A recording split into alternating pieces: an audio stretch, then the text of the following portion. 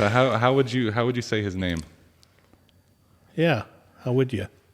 Steve? Okay, last name. I don't know. How do you say your last name? No, I want you to say Oh, it. you got to say it and embarrass me and yourself. Try it.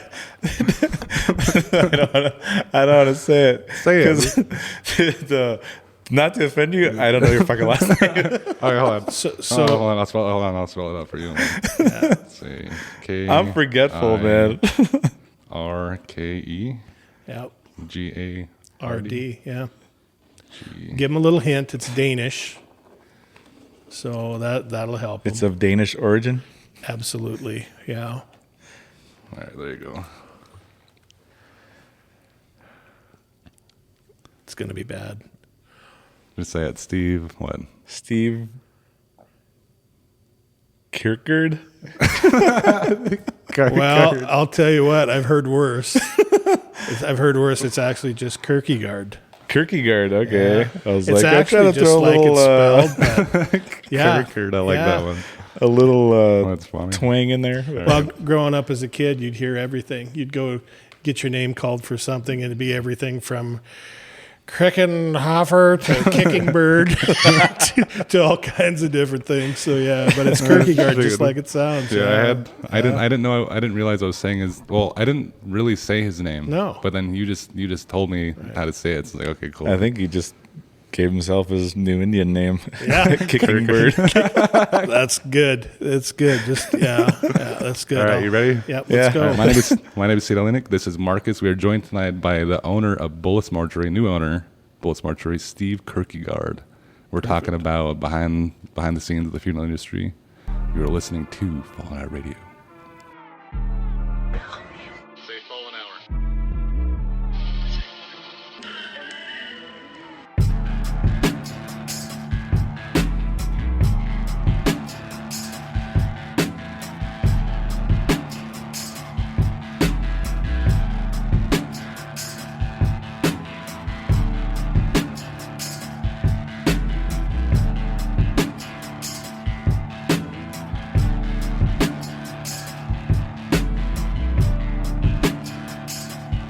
So, how did you come to acquire Bullis Mortuary? Well, kind of a long story. I had a funeral home up in Lewistown, and I was my family, my wife and I specifically, were kind of looking to kind of be closer back to this area, by this area, kind of south central Montana, and we had heard that that the Bullis Mortuary was for sale for some time, but like any other industry, you get inside chatter and inside rumors and things of that nature. And I was under the impression it was sold. Mm-hmm. And my dad, who at that time worked for a casket distributor in Billings, said, "Have you talked to Punky and Terry yet?" And I said, "Well, no, because I'm under the impression it's been sold."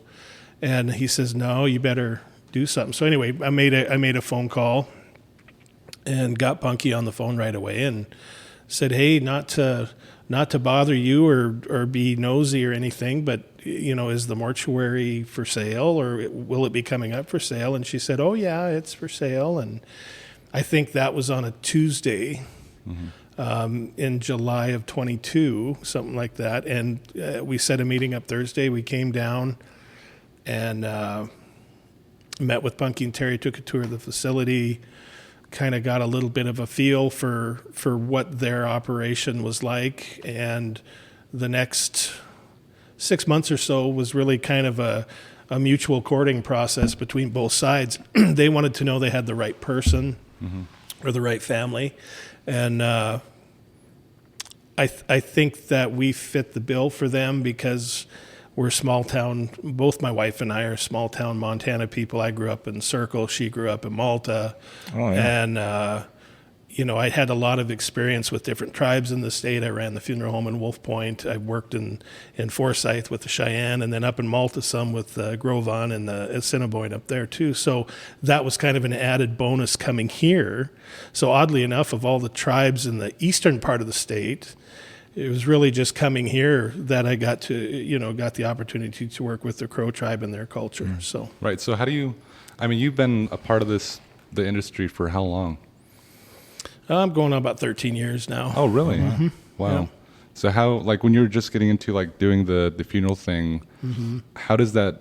Was it kind of like a different thing to see with different cultures and different Native American cultures, and how it's kind of like different with the traditional funeral process? Yeah, it's different. Even the tribes, even if we were to put the tribal funeral culture side by side, there's nuance in all of that. They're all, like, for example, the Sioux do things just a little bit different than the Assiniboine do even. But if you go by reservation, like the Fort Peck Reservation, which is a Wolf Point, Poplar, and even the Cheyenne and the Crow, Crow tribe, as far as funeral culture goes, the Cheyenne are not all the time. Nothing is set in stone, but they're more of a wake culture. I remember when I first came here, wake was such a word I was used to saying because we did so many of them. We'd take a loved one to the wake, a teepee, a home, something like that. Yeah. Well, when I first started here,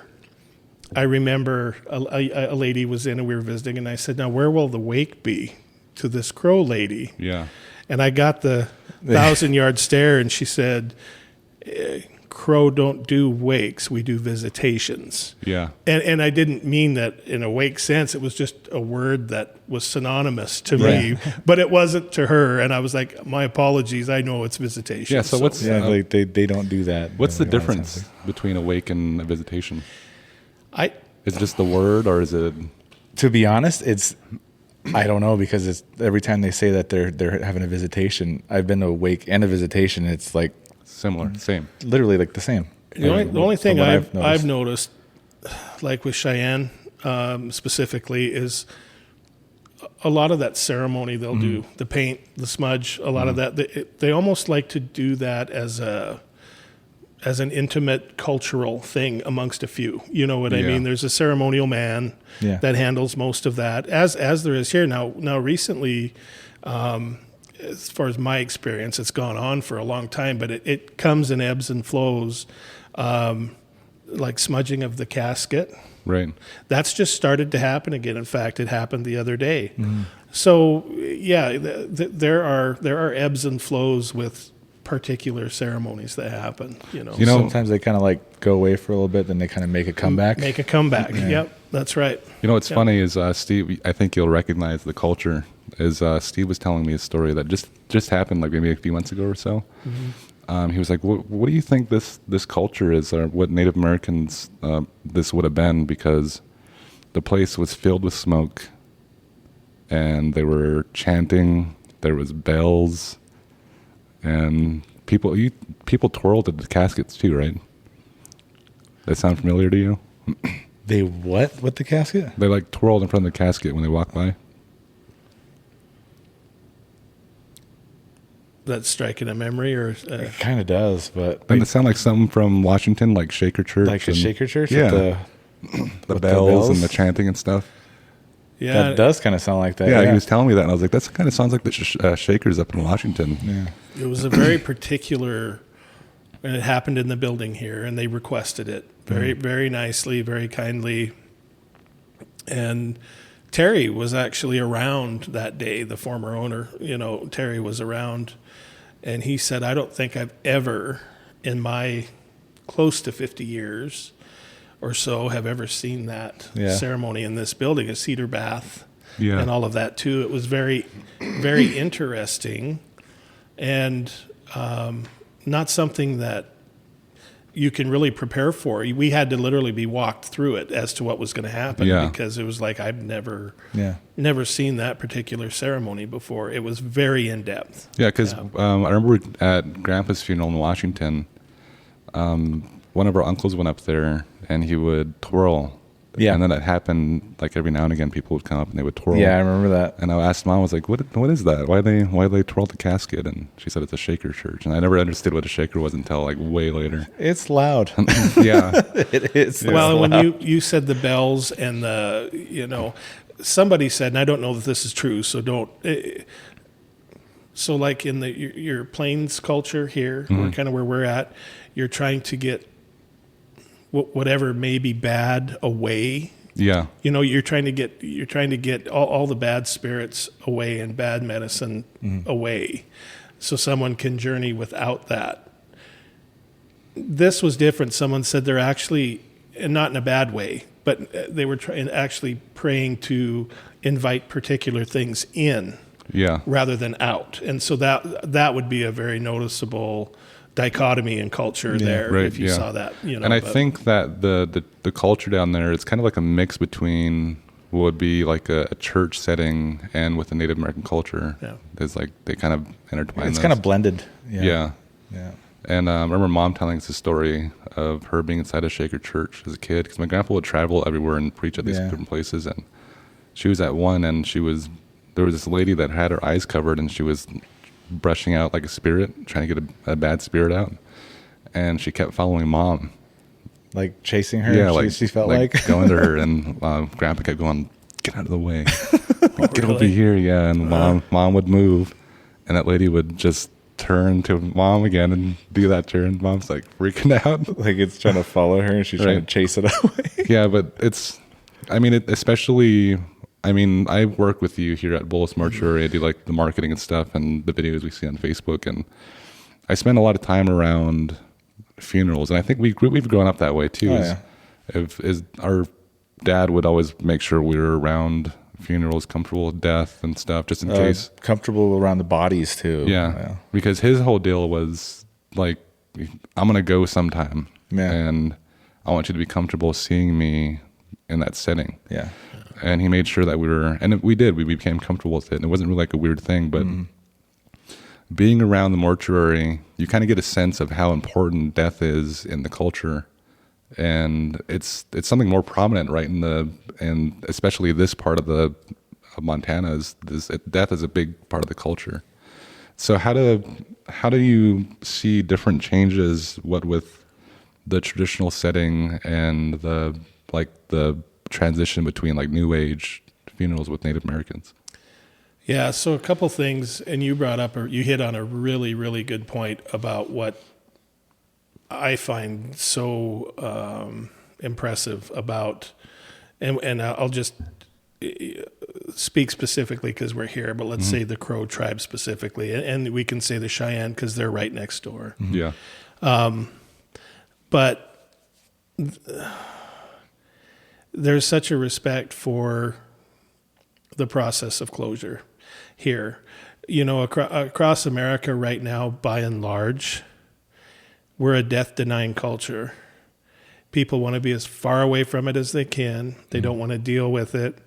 You guys know that before I became involved with the funeral home here, I managed a big funeral home in Billings and I can't tell you, and nothing against those folks. I can't put myself in their shoes in how they make decisions or what's important to them and their family. But there's such a line between modern culture in general and what we get to deal with the tribes, because death viewing, which I think it's crucial myself. That's why I'm in this business here, is because you have to be able to separate that physical person from this world. I mean, that's your personal way to say this is the final physical separation. And it allows you to say goodbye in a setting where you have a tremendous amount of support. You have an environment that's designed to grieve in, and so on and so forth. So what I worry about in other areas of the funeral industry as far as death goes is there's so many people now, not here. There are people that I've never even had come into the office. If they had a loved one pass away, they'd call the funeral home.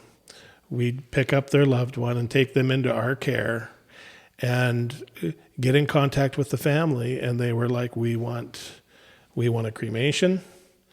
We don't want anything else. I've literally done those cases and never met that family face to face. It's been done through email. Wow. It's been done through phone and email. They've never had any desire to see their loved one.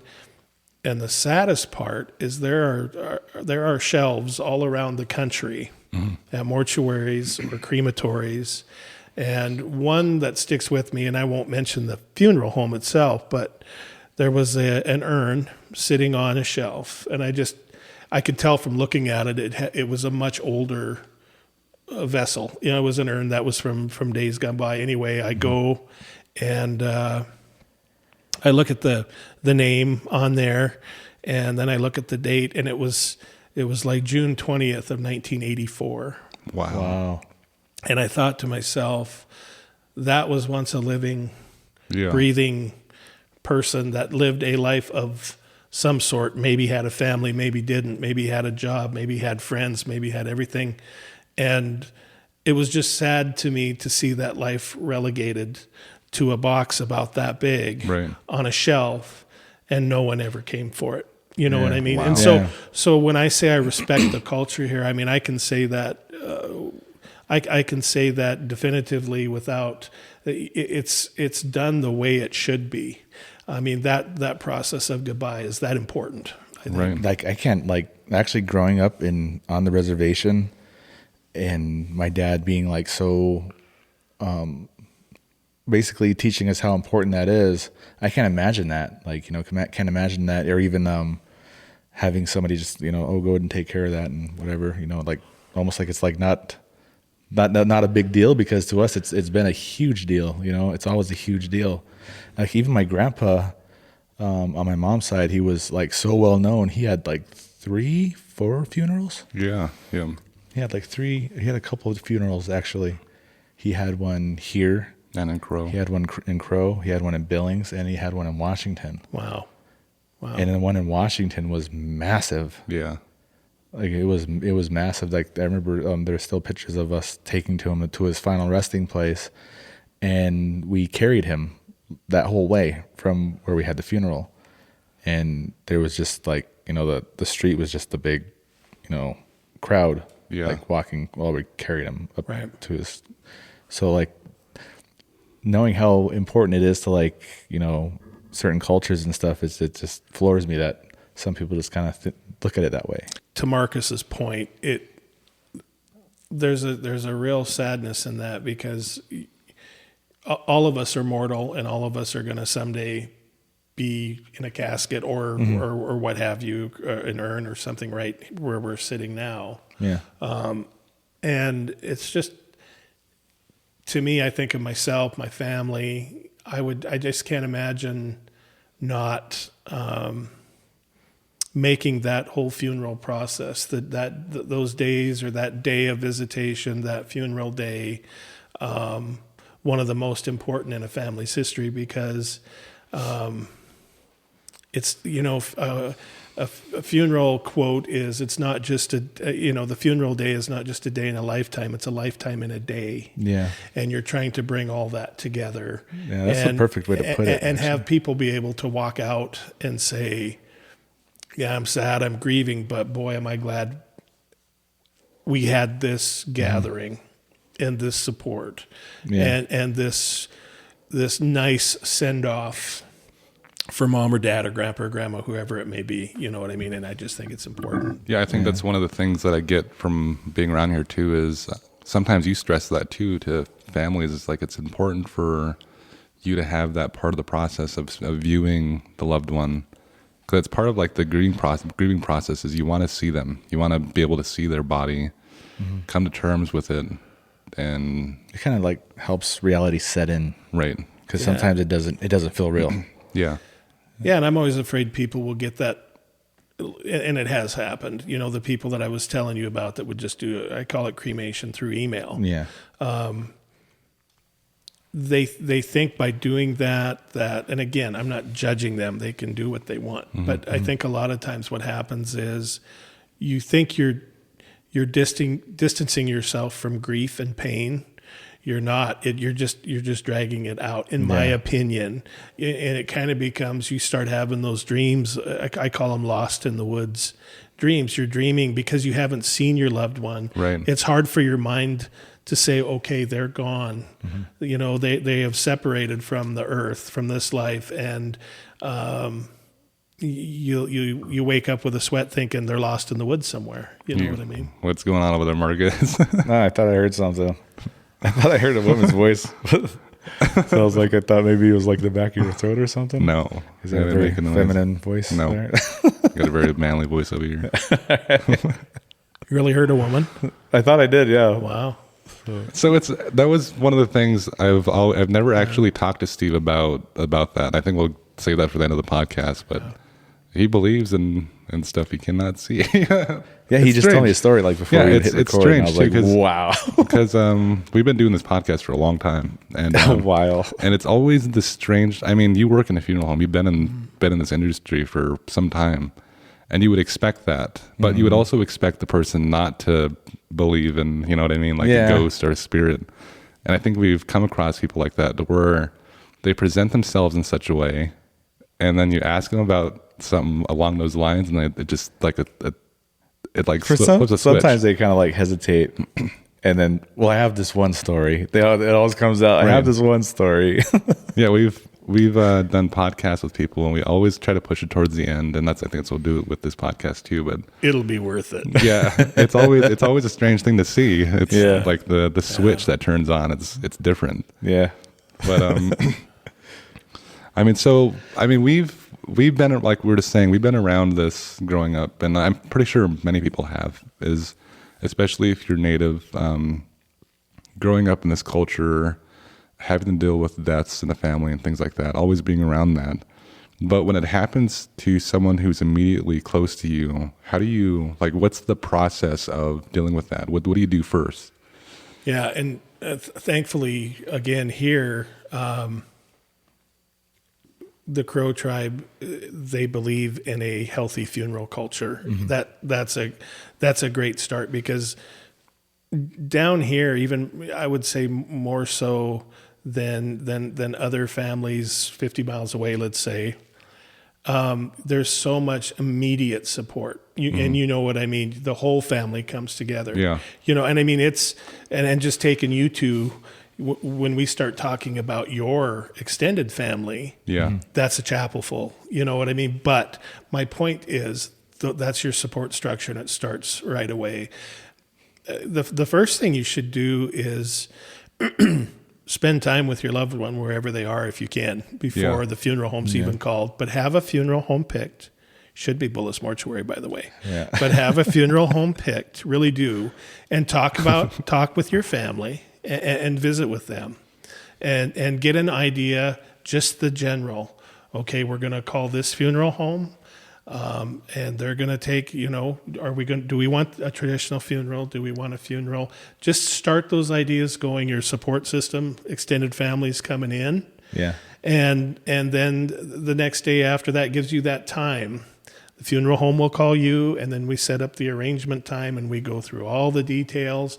But that's the most important part, is start deciding what you as a family want from the funeral home you choose, to an idea, at least, maybe not the details, but an idea of what direction you want this to go. Maybe what cemetery we want to do, or even who's going to officiate, Right. That's the neat part down here, is we have different backgrounds for everybody. We have Catholic backgrounds, we have NAC backgrounds, we have Foursquare, we have, the Baptist church, the Pentecostals down. So have that idea, and within a short amount of time, that support structure is coming around you. I mean, you guys know that. It comes around you pretty quick. But just having the basic ideas of where, when, and how, and that's what we're here to do, is kind of give you a gentle nudge in the back and to flesh those details out. So, right, like being so close to like the reservation and having traditional families coming in to have their funerals and stuff done here. Do you ever have those moments where they want one person wants it traditional and the other person doesn't want it traditional? Like, how do they go about that? Yeah, not so much here. It's interesting because that kind of goes into cremation law a little bit. Right. And it's very important. So what I deal with more honestly is like, well, is cultural law versus Montana law. Yeah. So in other words, I get a lot of folks that come in and say, well, we don't do it that way here. And so that puts me right kind of in a squeeze once in a while. Yeah. Because it's like, well, this is, or my favorite one of all is always, well, I'm power of attorney. Well, people need to know that power of attorney is gone the moment someone passes away. There is no power of attorney. It's gone. Yeah.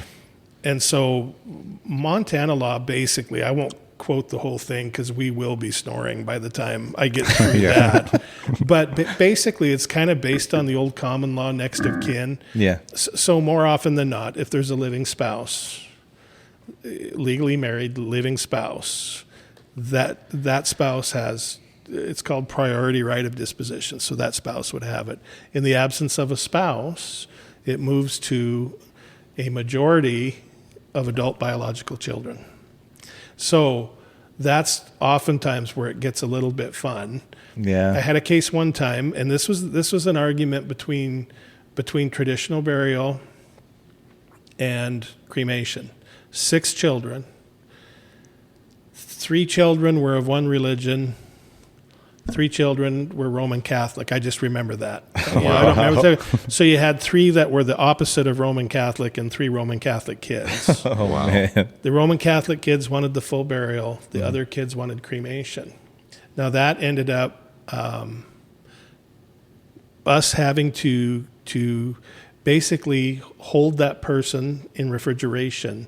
It had to go to court to be decided by a judge. Wow. And it took 2 months. Wow. It took 2 months. And That in the is a end, long time. what's funny in the end is it took one of the, I don't remember the church, anyway, one of the kids to join the Roman Catholic kids, and they ended up deciding on a full burial.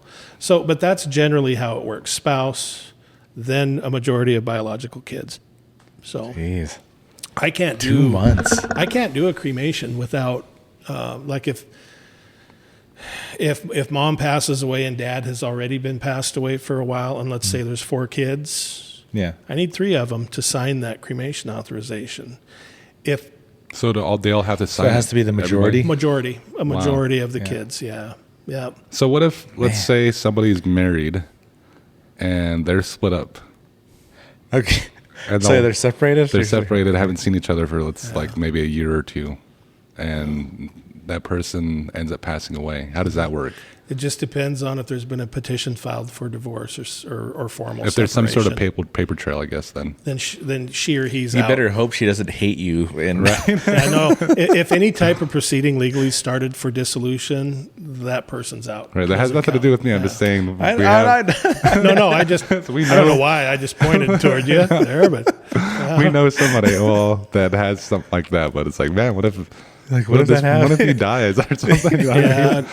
As long as something's been filed in Right. terms of beginning the process of dissolution, then that person doesn't retain any rights anymore. Oh, So, okay. Yeah. like they'll ask, like, what did he want? Buried or cremated? He wanted to be buried. Well, I'm going to cremate him. Yeah, right. You know what I mean? Vengeance, yeah. You know what? I told our brother, he is always coming to my house, and when he would come around, he would always go for our cereal nonstop. Yeah, He would just put his hand in our bags, and I'm like, you didn't wash your hands or anything. He does it at mom's house too. And I was like, man, when you go, I'm going to cremate you and put you in a cereal box. You'll be happy. Oh, boy. Well, there's only one other I brother, love so that. I know who it is. Yeah. So what are the options of cremation? Like, is there different options that? Really important subject that I think isn't covered enough by funeral professionals. We were just talking about how important it is to view, how important it is to have that physical closure. I think most people think, and a lot of people do it for money reasons, and I understand that, because generally speaking, you don't have a casket, you don't have, it's cheaper in terms of monetary specifically to cremate rather than bury. So a lot of people think that, gosh, and it's not really that way here because the way we structure things is really special anyway.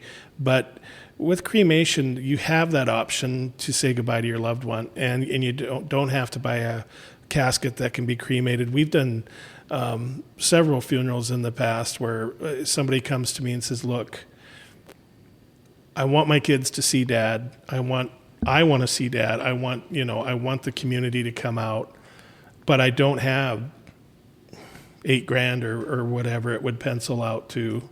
And I say, that's fine. A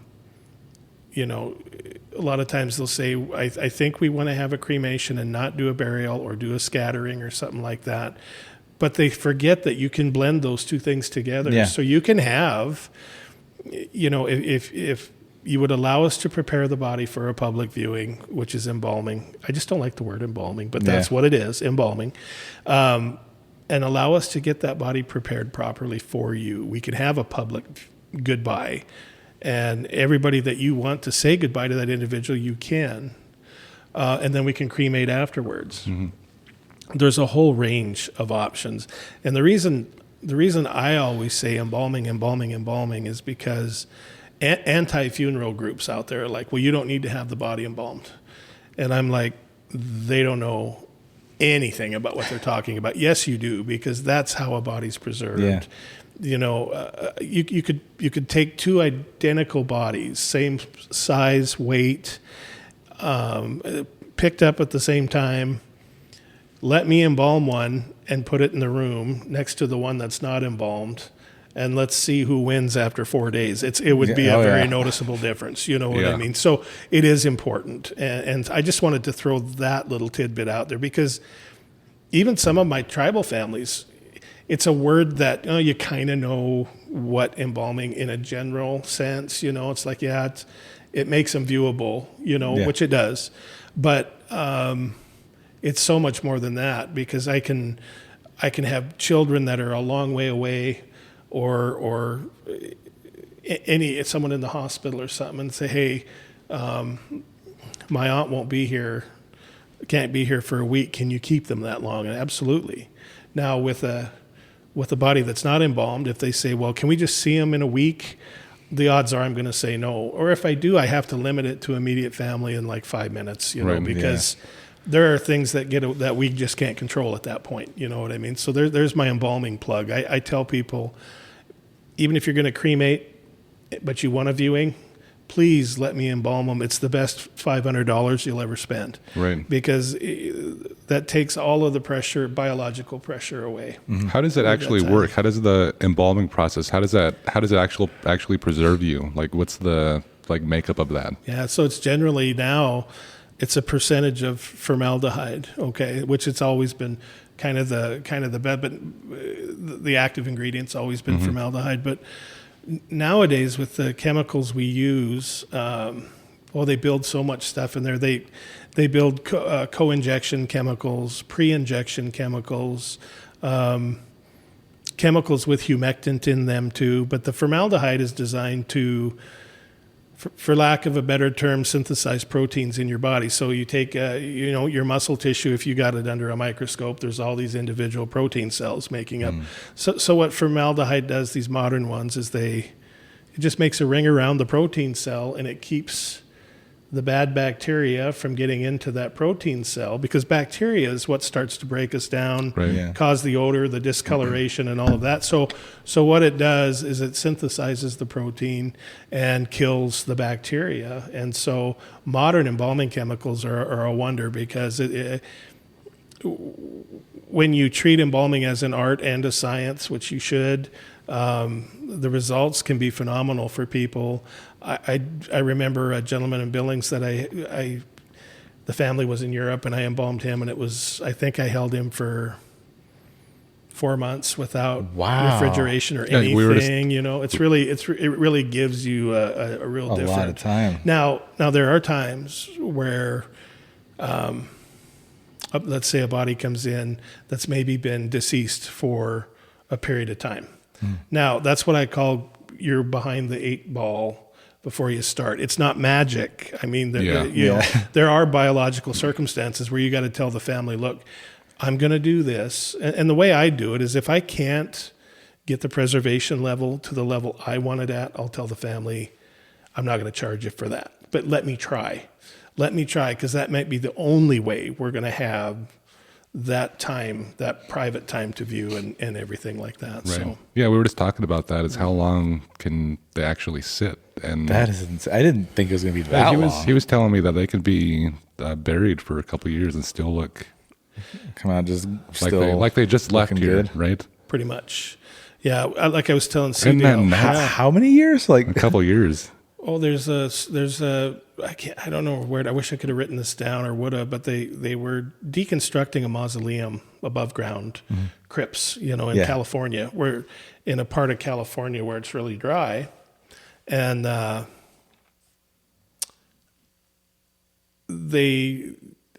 don't remember the reason they had to open these caskets. I don't know if it was for identification or to verify whatever, maybe some of the but that was such a hot and dry climate. When they opened some of those caskets, and some of those people were at 50 to 60 years, they looked exactly the same as they did the day. Isn't that nuts? oh, wow, that is crazy. It doesn't They happen. try to like.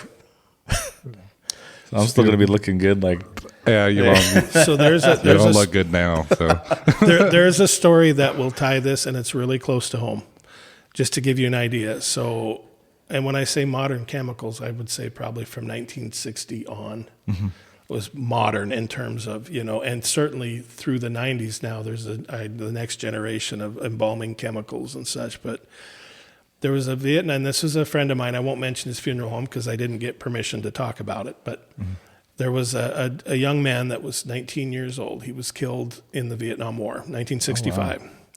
And he wasn't in combat. He was actually a Navy person. He was on a ship.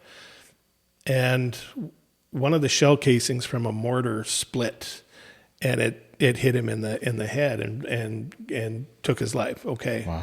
And did quite a little cosmetic damage in the process. So that young man, the military, they're phenomenal, and thanks to them, but just phenomenal embalmers, the way they're trained. And he was embalmed in Germany, I believe. If not, it would have been Dover, Delaware, but Germany, I think, is where the Vietnam kids went to get embalmed. Anyway, he got shipped home to Montana here, and the military, it was a combination metal casket vault.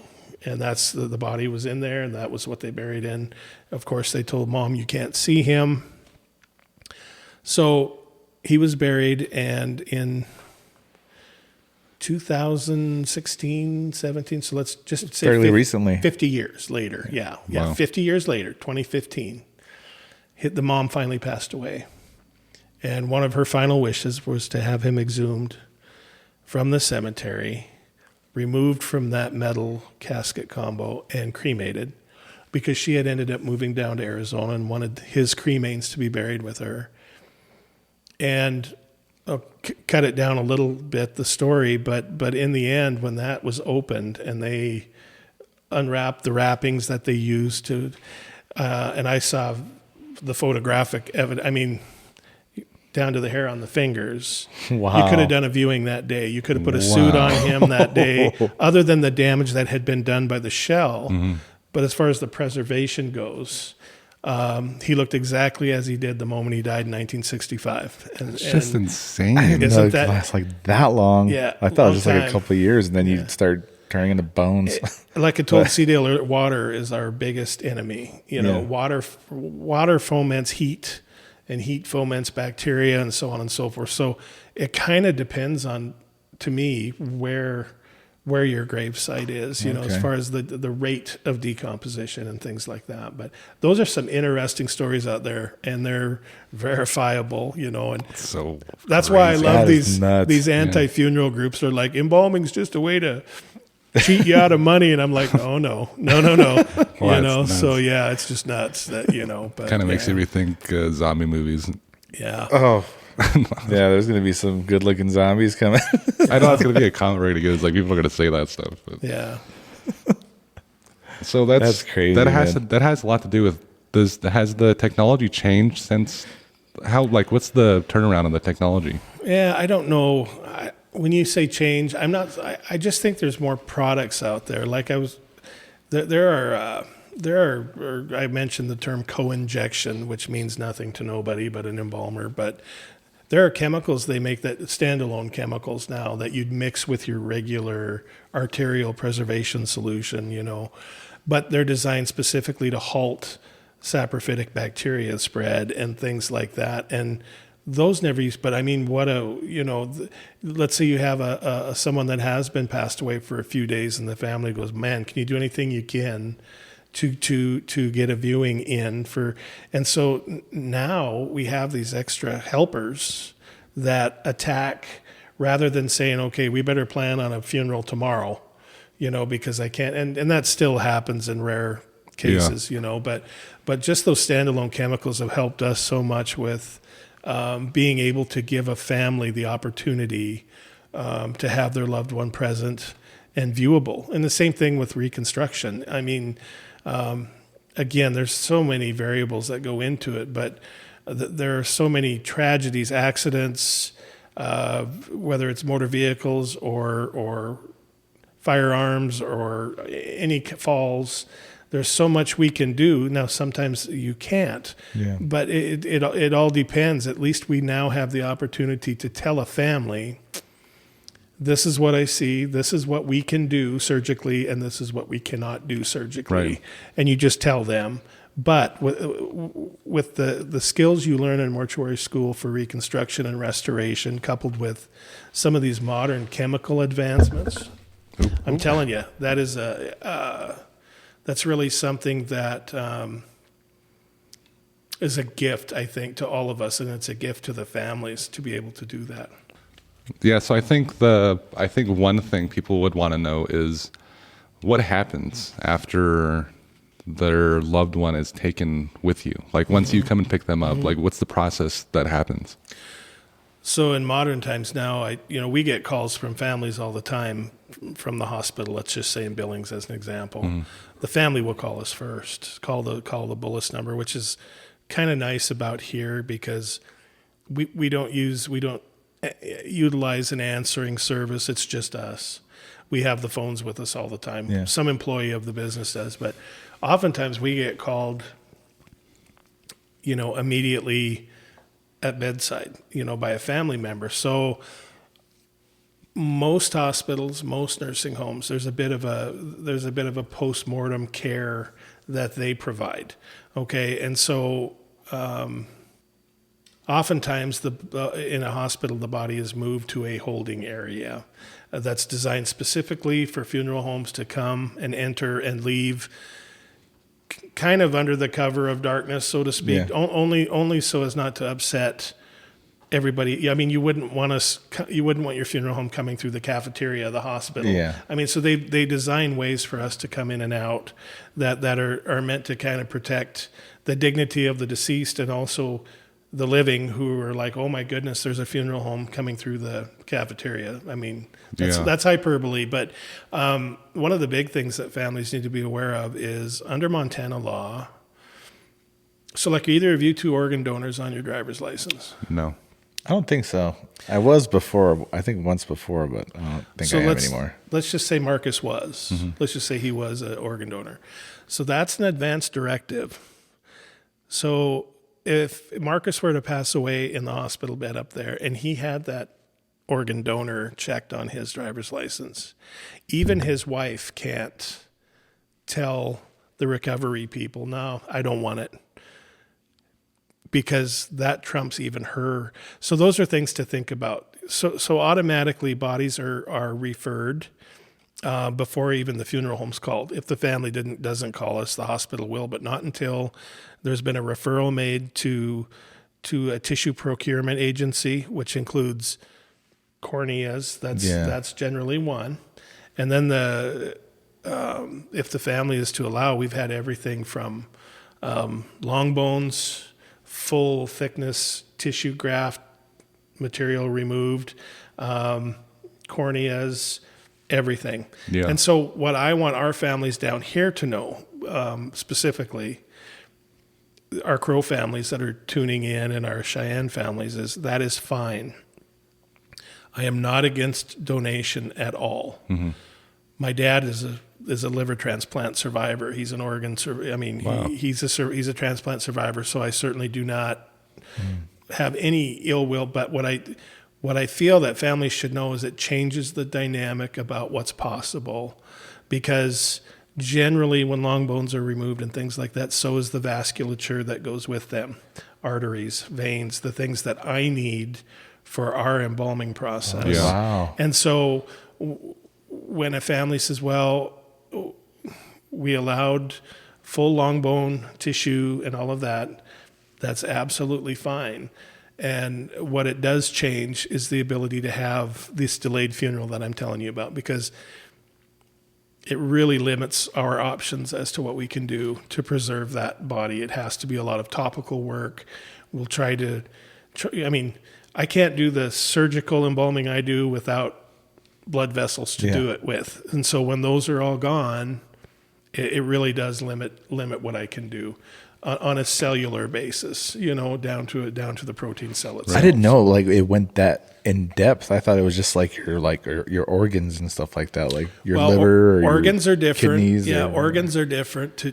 To be a true organ donation customer, you have to pass a whole bunch of tests while you're still alive, and you have to be on a ventilator. So if you've been off the ventilator, they have to keep you alive. They have to keep you on a ventilator if you're an organ. If you're an organ donor, tissue is different. So you got organ and tissue, which your eyes and your long bones are considered. So tissue. that kind of changes any of that. That changes the dynamic of like does. About like pulling their plug or something. Yeah, that changes things, right? Yeah, and they if there's a candidate for organ donation, they're going through a bunch of tests. The doctors usually told them, look, this is this is going to be a terminal. The family's made the decision that life can't be sustained one way or the other, let's say a brain death or something. And so they're already checking the viability of the organs for transplant, making sure there's no damage. And I don't want to talk like I'm a transplant coordinator, but that's the gist of what goes on. Yeah, right. And then you have to be vented to do that. So there has to be oxygen going to your organs, even if, let's say, your brain is no longer with us. Yeah, right. So organ and tissue are completely different. Tissue can be taken after death. It's not a ventilator type situation. So, but a lot of times families will call and say, we haven't heard from you, or how come you haven't called?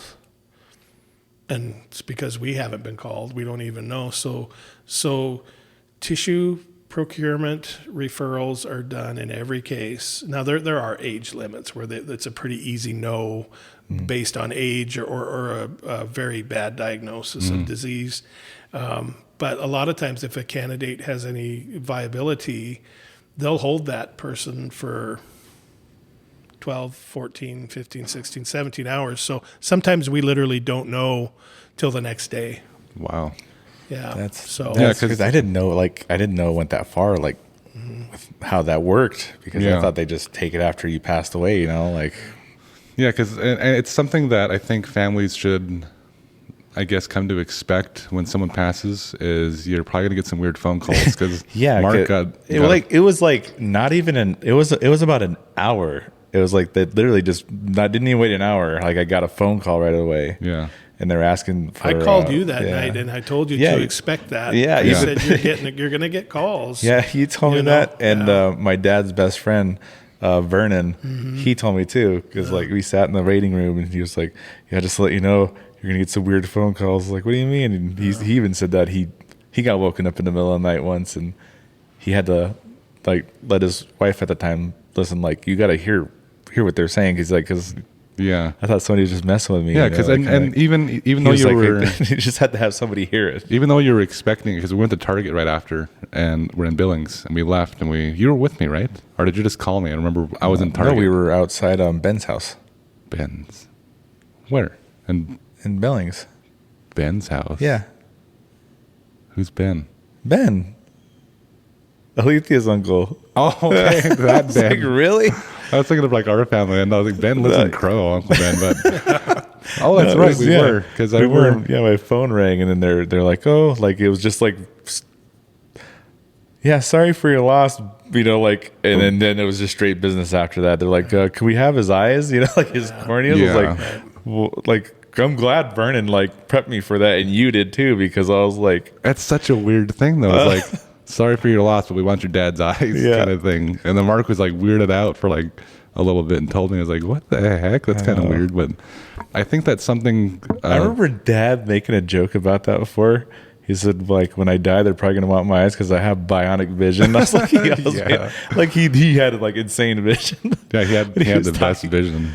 He was always like bragging about how good his vision was. So. It's always 20/20. And I was like, it wasn't even like a joke because they they really called like, and yeah, I'm glad you guys prepped me for that because I was like, man, it kind of caught me off guard, you know. And I called my mom and let her know, and she was like, no.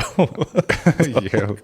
Well, like, yeah, they waste no time with that, do they? Yeah, I will say as a general rule, tribal folks are more inclined to have their loved ones cross over whole. You know what I mean? Yeah. They are. They're like Eunice, like whatever. You know, they're not. They don't want. You know, they don't want that particular thing to happen. Yeah. Again, I'm not judging it. We do whatever, but the full tissue, full organ, again, do what you believe is right. It's not up to me. But as far as even, I think the long bone removal is probably the most, from our standpoint, the toughest to fix, if you will, to repair. And in fact, it's not really repairable. You just you do what you can. Do you get to decide what they take as an organ donor? So you can decide whether it's like internal or the bones or the donor does, but I don't think the family. Yeah, they won't know because But see, Alethea is an organ donor. I'm like, I don't know. I have to look at my license now. make sure. I know that's happened where people have said, no, I don't. They get the phone call and they're like, no, I'm not interested, or I don't want that. And they're like, well, your loved one was an organ donor on his driver's license. What if I change my mind the last minute, like I'm in my bed and I changed my mind? I think there's a way. Yeah, I think there's a way, but I think you have to. I mean, it's got to be documented, notarized, witness, all of that kind of I thing. can just picture you doing something like that. Yeah, you know what I mean? Like if you're like in the bed, can I get my attorney in here really quick? Trying to sign a paper and then it just like, you know what I mean? That'd be like, oh, it's too late. Just pick his hand up and keep writing with the pen. So, that's what I mean. It's somewhat legal. Yeah, I know he did so it. like I was kind of wondered that, like that kind of stuff. So what else have you wondered about? Like, do you have any questions? They just kind of pop in as he's talking. So, and when our dad passed away, he was always a prepper and always made sure everything was taken care of. Yeah, and he always thought ahead. Yeah, and it's kind of like people talk about certain things like with passings and death and whatnot, especially in Native American community. Is one thing they'll do is we notice this a lot. It was when someone's about to pass away, they'll do a lot of different things that are kind of out of their character? I guess their norm during the time. Like, you know what I mean? Mm-hmm. Like my dad he went on this like whole tour of doing things he used to do but never did in the past couple of years. Is maybe he's never visited, I remember, Crow Fair for like over a decade or so. It was a while. It was quite a while. He would always go down there every year and take us with him when we were growing up, and he would visit our family down there at their camp. And around the time he was getting ready to go, it was like the year before he went to the Crow Fair and visited family, and like, wow, my dad's down there because there's pictures on Facebook. And he was doing a lot of stuff like that. And I think it was even right before, wasn't it? Yeah. Did he? Didn't he go down, or was that the year before? I think it was something like that. But then he visited our friends he got friendly with our clients, and we became really close to those guys too. At Stone and Bones Body Works, and he went up there and visited with them for a bit. And he was barely trying to get around to. He was there like 2 weeks before he passed away, wasn't he? And he went and bought, and all he went in there is bought these little chains that are like necklaces. They go to nothing. But he bought those, made sure he was in there and bought them. And we didn't hear about that until his passing, but. It's kind of strange. Have you heard things like that? People are doing things out of their norm? Yeah, especially people that maybe know. And I don't specifically. I thought Champs, didn't that. He had a diagnosis, but didn't it kind of really come on more suddenly? Your dad's? I mean, it he wasn't he was in remission. Yeah, but I think, yes, you do I don't know, some people call it get it all in syndrome, Yeah. you know, or some things they really feel are important that they've missed, that they haven't followed up on, some friendships, some family. You know, I hear the most someone that has a diagnosis, even if they end up surviving it, but they're thinking to themselves, this may be a terminal diagnosis. I may have limited days, which if you think about it, we all have limited days. Yeah. You know, we'll have less days tomorrow than we did today. But Yeah. they find that as Way to bring the mood down there. I'm just kidding. You're welcome, Marcus. But it's like an impetus to right wrongs and to mend fences and do things like that Yeah. too. And I think that it just really brings into focus your mortality, you know. And it's like this is important to me, and I want to address it. Right. You know. So Yeah, that makes sense. Like, you know, you're thinking this could take me, so I might as well kind of go and try to do everything. You know, visit people, see people before I pass, that kind of thing. I've kind of had that feeling though, is because like when Jonah passed away, Alethea told me that morning, I was like, man, I wish I went and got to see him, or you know what I mean? Yeah. And it kind of makes you think about, Because we had like a lot of stuff planned with Yeah. him, and even like running into him at the store and stuff, we'd like talk about it and everything, Right. and kind of like being excited about it. And yeah, then he's the one that called me. yeah. And it kind of makes you think of like, you want to make sure you visit people anyways, because Yeah. like you don't know. And that was like a shocker to us. It's That like, like there was like no, like really, that one really caught me off guard. I was like wowed, yeah. like, wowed about that And one. even Sam, Yeah. his passing, Peyote Sam, we talked about on the podcast Yeah, too. he is- was gonna come over to your house too. and tell us some ghost stories and things, and then He had a ended up- lot of I heard some of his stories, and wow, he has Yeah. some really good stories too. But it's just it's really strange, and it's a really interesting subject to even talk about of what people do before they go, and how do they even like premonition Right, almost, yeah. you know, like they're having premonitions, even subconsciously, Yeah. that something's not right. And you might not even notice that in the here and now, but somehow there's a subconscious element to that that's pushing you to do Right. that, you Yeah. know? So, it's like you're just doing it without even yeah. Well, not even noticing. Yeah. Right. So, yeah. Yeah. So, but he, like I was saying, he was like a big guy about pre-planning things, and my dad was always freaked out about certain things. He'd make sure he gets something done. When I was like this tall, he'd even tell me, "I'm not going to be here. I'm not going to be here forever. Just to let you know." I'm like a little kid, like He would do try it. to prepare you that young. He would do it a lot. Thanks, and, Dad. Yeah, I'm like, try to sleep now. yeah. It's like you're thinking he's gonna die like tomorrow. I know the way he talked. I'm like, why does he always say that? You know what's my funny mom is my mom is she's got some poor circulation, and especially like in her feet. Yeah. And Dad would just he was gone for a little bit, and I went to mom's house, and we were just talking, and then she has this thing where she just dozes off, and I was like, so I went to the bathroom, came back, and I was gonna talk to her, and she dozed off, and I'm trying to wake her up. I'm like, Mom, and she's not answering me. I'm like, Mom, and no answer. And she just, the way she's like, just looks, you know what I mean? Like, Oh yeah. and I was like, Mom, and I touched her foot cold. And I was all, Mom! And she jumps up. I'm like, you up. can't do that. That freaked me out, man. I know, like she's always like cold. Oh god. That woman has the greatest sense of humor, though, because Oh yeah.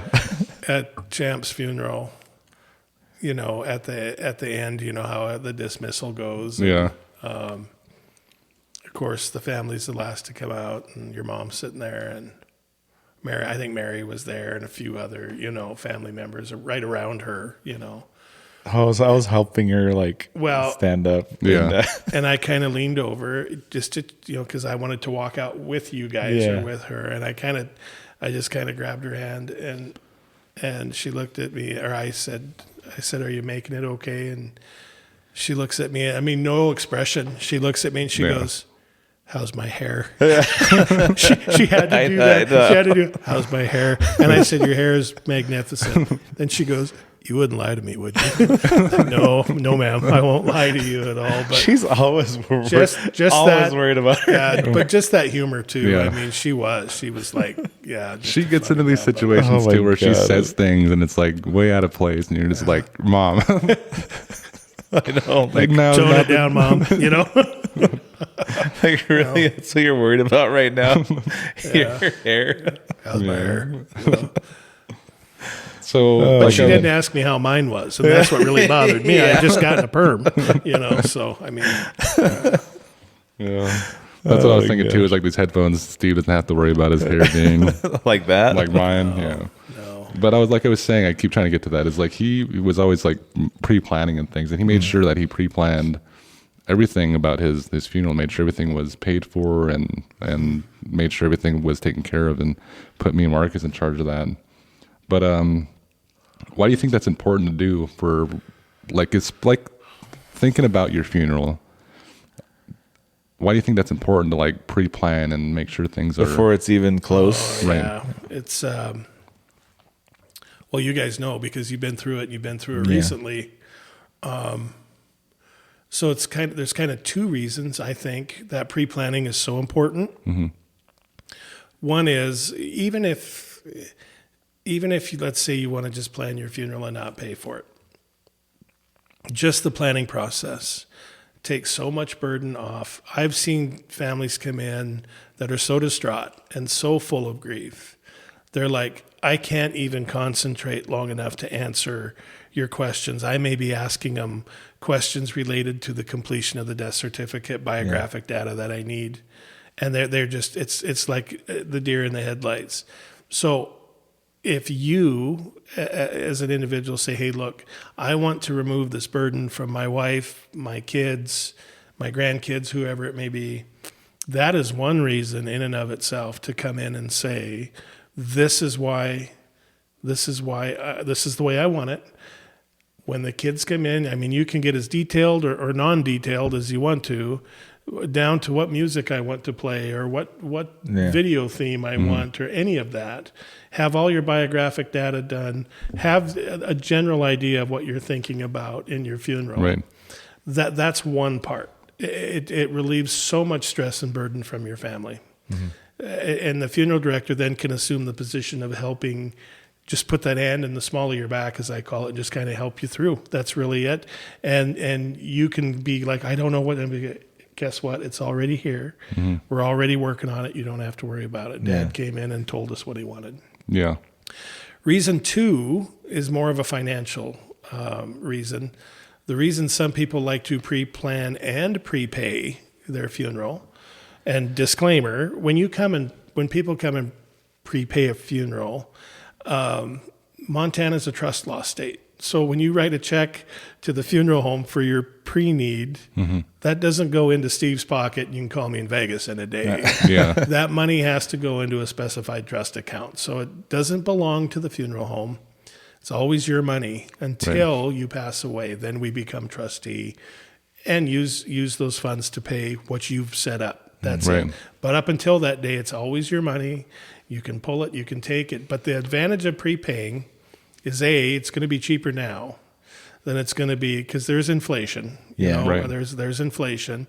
And your folks were really wise about that because even though there was a tribal allotment, it wasn't enough to cover everything. Right. You know what I mean? So they were very ahead of the game, ahead of the curve to do those policies that they did. It was really good. And didn't it take something off you? And Yeah. I remember in Al's case, we ordered some stuff that normally that would have had to come out of your pocket. But then, nice things, nice memoriams. Nice It was things nice to have that, like, that cushion. That cushion is Like, exactly it was a it. big cushion, so it was like nice to actually not have to worry about it. Yep. Like just we want this or we want that, and you don't even have to worry about the price, even though it was like Yep. some of that stuff gets pretty pricey. It does. It does. The third wheel or the third angle of that is legal, and that's Medicaid. So, and again, this is something that a Social Security office or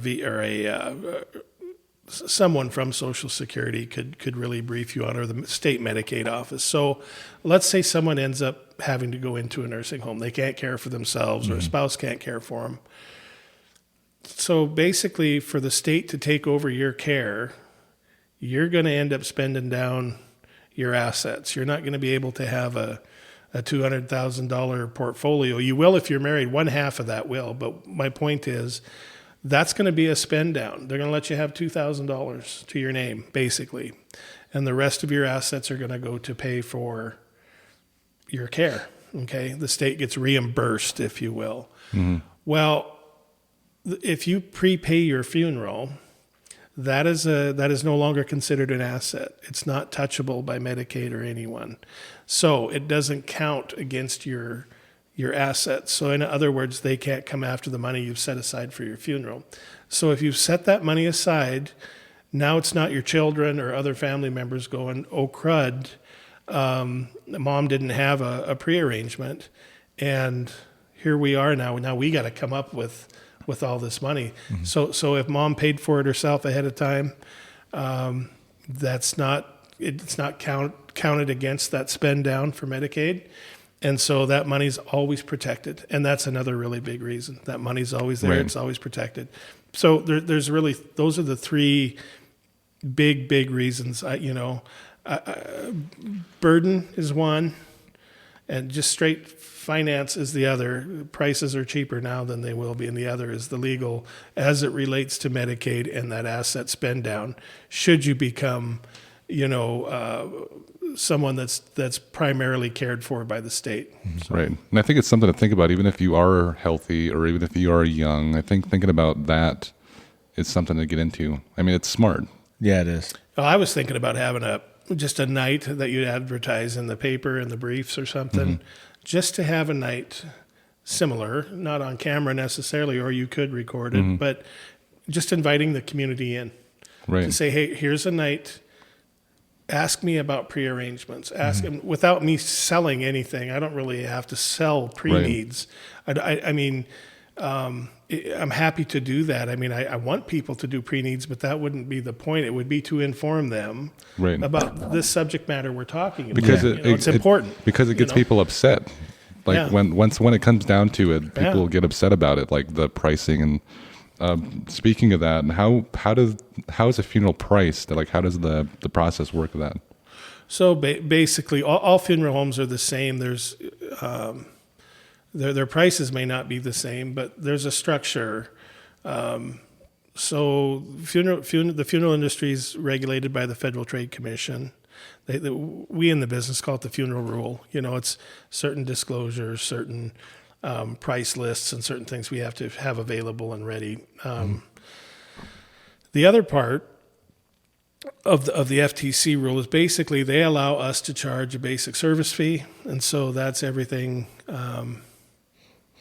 I guess that's the one thing where we kind of incorporate everything. You take how many cases you have in a year, you figure out what your overhead is and your expenses, for the year, payroll, your auto insurance, your light bill, your gas bill, water, all of that, salaries, and you divide it out by the number of cases, and your basic service fee should be close to that just to cover your costs, in other words. Okay, so every funeral home has a basic service fee, and then there's other itemized fees. We don't package price here, we itemize, so everything from embalming to transportation to all of that. And then we have a separate price list required for outer burial containers and caskets. So that's generally how we do it. But we here are kind of sensitive to the fact that there are a lot of families we serve that we know immediately that money is going to be an issue. You know what I mean? And funerals, the average casketed funerals, which I say we do about 80% casketed funerals here. But if you were to go up the road, I'd say your average cost of a funeral is anywhere from, $7,800 to $8,500 and up. Yeah.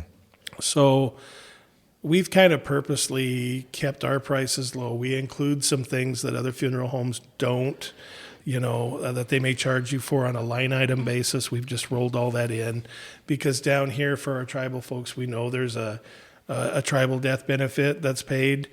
And so in general terms, it's not quite enough to cover the funeral, but it's pretty close. So we try to keep the burden on the families down here. We try really hard to $500 to $700 to $800 tops over that, unless they do want to spend money and buy a nicer casket. Certainly they can do that, but we just try to provide that lower cost option to keep it as close as we can, so that these families aren't having to come up with so much extra. But if you could do a funeral for $600 to $800, that's a pretty good deal. You know what I mean? So knowing the rest is covered. So. Right. So, I mean, we talked about like what happens when you pick up people from the hospital and whatnot, but you're not the coroner. I think people kind of have like the confusion about that. Yeah. So what's the difference between what you do and what a coroner does? Yeah, so a coroner is a state official. I mean, every county's got one. Some are civilian, some are, have been assumed by the sheriff's office. Where you see a lot of in Montana, the office of sheriff coroner. So where we're at here in Bighorn County, it's still a civilian coroner. So that person runs for election every 4 years, like a sheriff does. So what a coroner does, and I've been a coroner for a long time, and you're right, the coroner's office was here for many, many years until Mr. Bullis retired, and then it became a civilian position. The coroner is really responsible for a few very important things, and I apologize. I have to use examples as the best way to explain it. So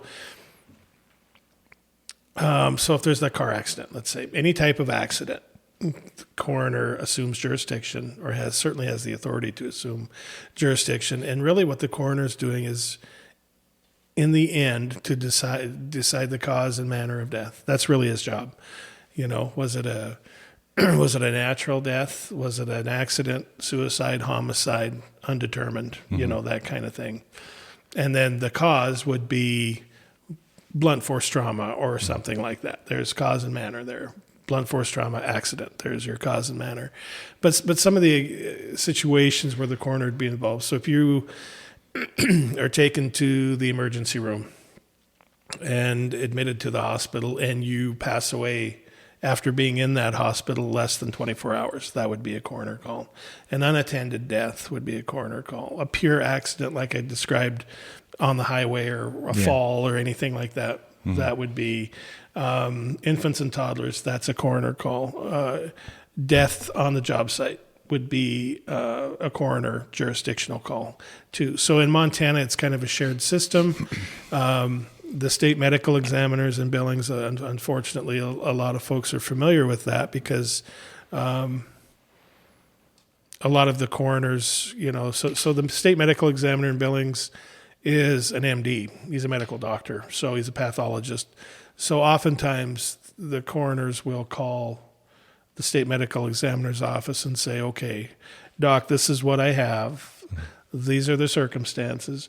But every now and then, any of us that have investigated a death or at the scene of a death, and you can't quite, not sure you can put it all together. You're taking photographs, you're talking to witnesses, you're documenting everything at the scene, but you're like, I'm not quite sure. And you call the doctor, the medical examiner, and he says, well, I'm not quite sure either. Let's do an autopsy. And that's where the big autopsy word comes in, which obviously there's a lot of them that are done. And that is to establish, is there a physical cause of death upon that examination? There's always a toxicology draw that goes with that, plus a very intensive internal examination and external examination. And so in the end, I know people get upset and because they want their loved one to be here or at a funeral home, they want their loved one to be in what we were talking about before, that family grieving process. And so that it does take some time, and oftentimes a weekend will pass sometimes with their loved, but really all they're trying to do is really truly establish the cause and manner of death. Because if you think it was I'm just making this up hypothetically, but if you think it was a heart attack and ended up being the result of a fall, which may have been someone else's fault for some, in the end, everybody wants to know. The state feels they have a compelling legal interest to know in those circumstances what caused it. Because then they want to. It's the old story of, well, the more we know, the more we can help prevent it. The same thing happening in the future if such a thing happens. But that's kind of how the system works. And the funeral home is not involved with that type of. We can only get involved to take care of your loved one when that person has been released to us by the medical examiner or the coroner. So right. Wow. There's going to be a test, Marcus. When we're done. Any follow up on there? So as long as it's multiple choice, I do good on those. So coming into, like, this is probably your first time being in here, especially at night. I know there's probably some questions in the back of your head, because there was certainly for me coming into the business with you, is like, what happens in the funeral home? Do you have any like questions of like what happens like in like the back room or? Yeah, I've always kind of wondered about that. Like I seen it, and it's somewhat kind of like what you would expect. It's almost like a hospital kind of feel to it, and an operating room right, is what a lot of people exactly. will say it reminds them of, is the preparation room. So like what's some questions that jump out at you? Like what's going through your head on that? Oh my gosh. Well, more of the questions I would ask, because he probably already knows, because like, I know like this is like not really like questions about like business side of it and everything. Right. Like the questions I always have of like technical side. Yeah. Like, dealing with, bodies and stuff like that. Like I hunt, and there's nerves in the animals that you have to get out. Like, does that ever happen back there? Like, do they move while they're in the in the room? No, really. Never ever really did. No, the old. I love, because I still hear it to this day. Is like, I remember so and so's uncle used to work for Jimmy John's funeral home, and he went to pick someone up, and he was driving down the road and looked in the rearview mirror, and that body sprang right up on him. Yeah, like hearing stories like that. So that's the old cadaveric spasm. Yeah, does that happen? No, it doesn't. There are a few things that would imitate that, but not to that degree. Yeah. So sometimes we're talking about embalming, and I have actually seen where the fluid is making its way like it should through the arteries. And one time I had a finger just kind of going like this, but you could actually see the movement of the under the skin. But you can see the movement through the vasculature. Right, I'm curious about that. I was curious about that too, because Alethea told me, and this is probably like those kind of like tall tales kind of things, but urban legend. Right. Yeah, urban legend. She had a story that she's seen on TikTok. And she said they were doing an embalming process on somebody, and for some reason there was like some sort of like something around the neck, and the person, they said maybe muscle memory did it, but that person went up and reached and grabbed their neck. Like, is that possible? That big of a movement. I mean, that would get me. Let me tell you something. If I'm back there, Cedale, and that happens, I'm going to have my own Naugahyde shop or flower shop the next day, because I'm not staying. So, no, it doesn't. And I've got it on good authority that there's a pathologist that used to work in the area, and he would, people would bring this up, well, so-and-so said, and he would start to just gut laugh because he's like, it's impossible. And he went through the whole physiological response that would be, it's like suspended animation, but you'd have to have, your cells would have to be living. So if that were to happen, the person that they're working on is not deceased. Okay. Yeah. There you go. That's how that, and I get that a lot too. And especially that alone is a nightmare. I mean, you wake up in that room. That'd be one of my worst nightmares. With blood too. If they bleed, they're probably alive, right? Usually you can tell too. Like if there's if someone's been injured badly, like let's say stab wounds or abrasions or something from a roadway, if there's no blood around them, you can kind of tell that's postmortem. It's like coagulated. It's just postmortem because the blood flow stopped. Your heart start pumping. Right. So but how does I don't know if you know like forensics and things, but how do they know when a body is moved? oh, there's lots of different ways, like lividity. For example, if you let's say a witness says, "Yep, I found him on the couch on his back," but then you observe the body in a different location, and let's say the blood is pooled and settled, on the ventral side of the body rather than the dorsal side. You can tell that doesn't match up. You said they were on their back, then why isn't that blood sunk to the? So in homicide investigations, now I'm going all CSI New York. Yeah. In a homicide investigation, I keep thinking I see somebody looking through the window. I keep thinking I see somebody over there too, but I haven't said anything snap about a picture? No, it's No, this is my funeral home, but It's snapping pictures. It's snapping pictures of you.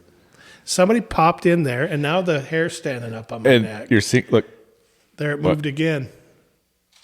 It looks like we told you about it. And I don't have a doll. And I just had to tell him about this. Yeah. I just told me I the just doll told him. story. Yeah, And I Dolores. just said that, like, we usually don't talk about that stuff because then stuff will start to happen. I literally just told him that camera was snapping. Right, because when pictures he was or talking, was it that I one? kept thinking I seen someone over there, but I always thought it was just that computer. It's always been out of the corner of my eye, like a little bit of Yeah. movement and a face kind of popping. I Way to go, told you I guys. heard a woman earlier, dude. so weird. It I always wasn't lying, happens. was I? No, and then the hair stood up on the back of my neck, It's and always- that's usually a tell sign. I'm not a spooky guy. I mean, that Yeah. it's just weird how that happens. Yeah, then how he just saw that, and then that thing just that thing snapping And pictures. Still then you snapping guys pictures. bring it in. That's have what a I mean. feeling- Like stuff like this happens. Like it doesn't like that. I'll get really bothered. Like that's No. what I mean. But I have a feeling, like, though, you it's get gotta- creeped out. I mean, I know you're like the hairs on your arms will stand up and stuff, but like I'm not gonna like run out of here. You know what I mean? Oh no! It's got to be you. If that thing starts falling and this and that, I mean, that maybe I'll walk out. No, I don't. Yeah, no, it doesn't bother me that way. But it's really funny. I never said a word, and you never said a No. word to me either. Uh-uh. I just always was sensing some movement Right in Back that there. room. over there. Yeah, That room right there. yeah. Like I didn't say anything. I didn't say anything because I was kind of trying to I debunk. thought you saw something too because I would peek over there every now and again, but you would also peer over that way. I'll tell you this really quick. I didn't say anything because I was trying to kind of debunk it. But when we were sitting here talking, this light is the one I see in there in the window. Yeah, It was like something walked in front of this. Like it blacked out for a second on that wall. on that, the reflection of your weird. light. So it would be like somebody walking this way, which is weird because there's obviously nobody right here, but it blacked out in the reflection. Like somebody walked by.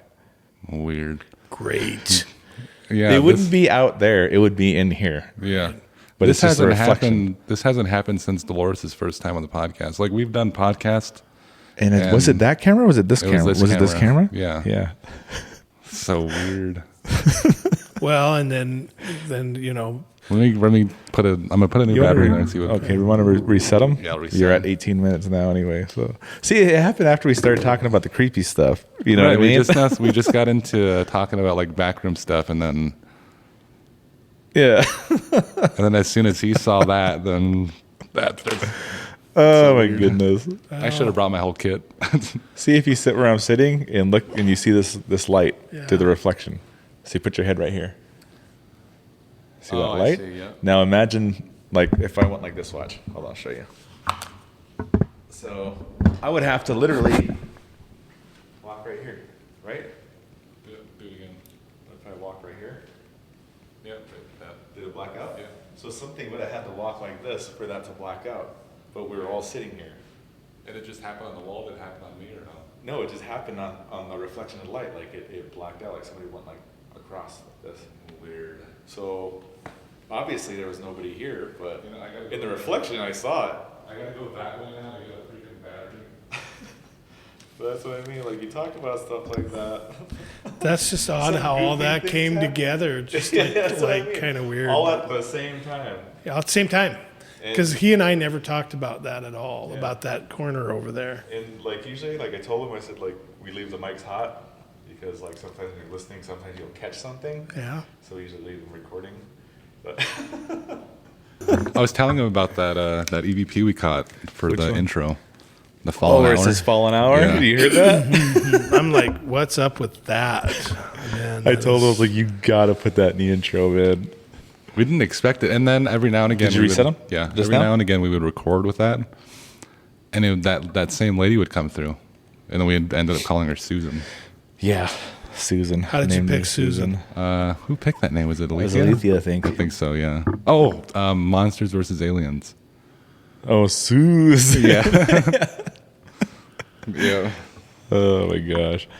But yeah, that was like a notorious one that would always out of nowhere start coming in, and there was like things going on upstairs that had to do with the lady, so it was kind of. So what is? Now you guys would drag that in here. That's what everybody says. You know what? We did this. So it's like I just told this guy I had a theory that like you start talking about that stuff, he might start drawing Right. in. So I was telling him like, don't talk about it, right? We had this thing happen where we went on like a little tour of going on and guest hosting on people's podcasts, and every time we were done, they would either smudge their house or they would have some sort of Yeah. creepy dream or something would happen after we would hang up. Yeah, we have a friend, and he even talked about on one of his podcasts, and it's called Spirit Talkers. Oh, it was Unsolved Mysteries of the Reservation. Now it's Spirit Talkers, and he talked about on there. He said he never records at night or anything like that, and we record late. Usually like really late at night. And he Later said, than this, even. He said, well, yeah. He said he wanted the full experience and everything, so he recorded late with us. And that night got nuts, man. He said after we're done recording, he smudged his entire house Yeah. and everything. And he said he never recorded that night again. After that, he never did. I was like, I don't know what it is, man. Every time we record with somebody, it's like something always happened with on their side. Believe me, I'm sitting here watching for the curtains to move right now. I'm looking around. But We haven't even talked about And any then of that with stuff. Ghost Biker, she's a paranormal investigator, and we recorded with her, and there was some weird stuff going on with that one too. Like, Yeah. there's this painting that his dog always just barked at for some reason. Didn't like that picture, Yeah. and there was a scarf that was hanging off of it. And when we started talking and everything, and started talking about everything, that scarf looked like somebody was pulling on it, going like this. Like it was dancing. Yeah. It was dancing. We were both just sitting there staring at it. Yeah. too bad we can't stay. I know. You gotta get So out. on the video, you literally her name's Miranda Young. She asked us like, what you see something? What do you see? Or was just sitting there staring at this scarf going, Yeah, we had stuff. dancing around by itself. We had a shot glass flat of. A dish strainer. It Yeah. flipped out of the dish strainer before. We had my my light. We just recorded right after that too. Yeah, it was with somebody that does ghost tours, Yeah, and his chandelier, literally, my chandelier. his chandelier was right over the table, and he has this artifact from Egypt, and it's a I can't remember the name of it, Chebet doll, and he had that on the table, and he had this. It's called SB11, and it's a what do you call that? Oh my god, I can't think of the name. I lost the name too now. When it Yeah, goes it's like through a all sweeper. the different, it sweeps through all these different frequencies, and they can come through and talk to you on there. His wife had that; she would just walk around with it, eating the pizza, and a voice came through on there, and she said, "Did you hear that?" And then another voice came through, and it was the first one was a woman, and the second one was a man. And jokingly, she said, "I wasn't talking to you," I would jokingly, but she probably offended whatever it was. Yeah, And this guy's chandelier broke right behind me. and landed on that Chebet doll, right on that Chebet doll. And we all kind of turned around to each other like, did you guys? Yeah, I was sitting there staring right at it, and I was rolling these cords up and just, I just saw that. Freaking weird. Take Yeah. quite a little energy to do that. Yeah. So, You know? imagine just this glass just breaking. Yeah. That's what it was. That literally what happened. The glass just broke. Energy. And Yeah. so and it's we always. had stuff like that happen. And sometimes when stuff happens, Aaron Baker's always around, and he gets so creeped out. He's always the one that sees it too. It was like locks eyes with whatever falls or something. Or those door stoppers, those door stoppers that are really bottom heavy. He has a gnome that's a door stopper, and he had it sitting up on a shelf, and it was there for I don't know how long since he bought it. We're recording and we're talking, and that thing just tips, like literally just stage dives off that thing. And to push that thing over, like you have to really push it over for it to even fall. So like, how'd that thing just jumped off of there? Stuff like that. Jeez, you guys. Yeah. My hair's standing on end. Good thing is you can't tell. Yeah. Your beard starts sticking straight out. Shoot. Yeah, but no, we had some. Looks like the captain of the Titanic or something. Yeah. So, I'm just afraid that Kicking Bird's going to be my new crow name down here now. I think that's gonna call you that. That's gonna be on his little name thing on the on the video. Kicking Bird. Your plaque. Kicking Bird. No, the video. Well, Underneath this. one of my instructors at the academy, when I went through law enforcement academy, he called me that. He Really? couldn't say my name, so it was like Kicking Bird. You know what I mean? Report to the whatever. You know, and I'm like, it's Kirkegard. And he's like, Kicking Bird. How the hell? How did you say his name now? I can't Kirkegard. Kirkegard or something. Yeah, Kirkegard. Kirkegard or something like that. When I first heard or saw his last name, I said in my head Kirkegard. Kirkegard. And that's close. It's just the E. Kirkegard. Long E. Kirkegard. You know, Kirkegard. That's it. Guard. Yeah. Okay. Right. So if you look at Scandinavian names, anytime, and so actually you'd see G, it ends in G-A-R-D. It should be G-A-A-R-D. There's always two A's together. My great-grandfather just took it out for convenience because he was learning English. Yeah. And so he's like, this is too long. Why he took one A out? So technically there are two A's in it. Weird. But our last name actually was they took some of it out. And our last name is Takes the Horse. Is it takes the horse from the enemy, Yeah, right? that's our. And then they took that. Oh, I've got the Takes the Horse family, which I'm pretty close to, you guys and such. So, with Sam's deal, there is so much to learn there with the reason for Takes the Horse and Takes Horse. Takes Horse, yeah. Because you're related. Yeah. I mean, it's the same family. I mean, but there's a reason for some of the and some of the being removed. Yeah. And I'm not sure what that is. And my dad was really like, What is the reason for that? Do you know that? he'd like always tell you it's Takes to the Horse. Like he was really, you know what I mean? Really adamant about it. And he would get mad at like our aunties and stuff that use Takes Horse. And it takes the horse. And Well, just the other day now, and you can edit this out, but with Pius, his wife came to me and said, well, just so you know, he's a Takes Horse. He's not a Takes the Horse. And I'm like, but his dad is Takes the Horse. Yeah. You know what I mean? And so I was like, well, luckily it doesn't matter because it's on the death certificate and it doesn't show that part. Yeah. It doesn't show. But I was just like, gosh, you guys are Takes the Horse. Yeah. And then I'm like, well, Sam was a Takes the Horse. But then Sam's son, apparently his mother, thought it was too long and took the out. That's what I found out. Huh. And Yeah, I don't- made it legally Takes Horse. I guess that's on his birth I don't understand that certificate. either. A lot of them use Just Takes moved Horse. again, by the way. But anyway, yeah. That? Yeah, just moved over there again. I In wonder, the computer man, we room. gotta like set up some. You gotta set up some cameras in Yeah, you here. got to set up something. Yeah. Anyway, that's that. If you have one of those motion Yeah. cameras, I bet you that sucker be kicking on. Next time we do this, I'm bringing. I'm gonna bring my equipment next time. Set it up back there or something. Yeah. Like this. So, Static. is there anything else that you want to like hear about in the back? That was like the one thing that was really kind of. I've always wondered. What do you? Because I heard stories like that, and I mean, I remember hearing somebody say like somebody even kind of sat halfway up once. No. But they do make noise though. They can There's make air noise. exchange. I mean, depends on what position your diaphragm's in. If you move people around, it's just a matter of physics. Air is gonna move.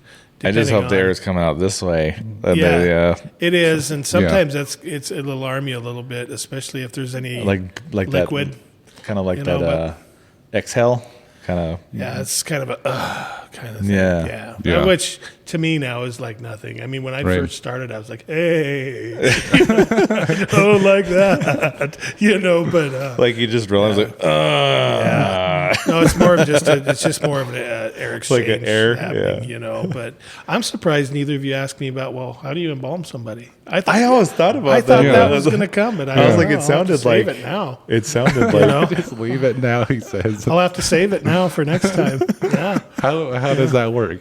So, thanks for asking, Celia. Oh, no problem. Yeah. So no, normally, and people do ask me once in a while. It's like, well, what does it mean? I don't Yeah. think people know. I think they maybe think we put magic gloves on and just sprinkle powder or something like that. So normally for me, if I'm what's known the way I was trained as a carotid embalmer, and some people are femoral embalmers. So for me, when I say I'm a carotid embalmer, generally when I'm ready, set the features, the mouth is shut, the eyes are closed, the body's been bathed, and all of that. Now it's time to do the embalming, which the embalming machine is basically your heart, if you want to think about it that way.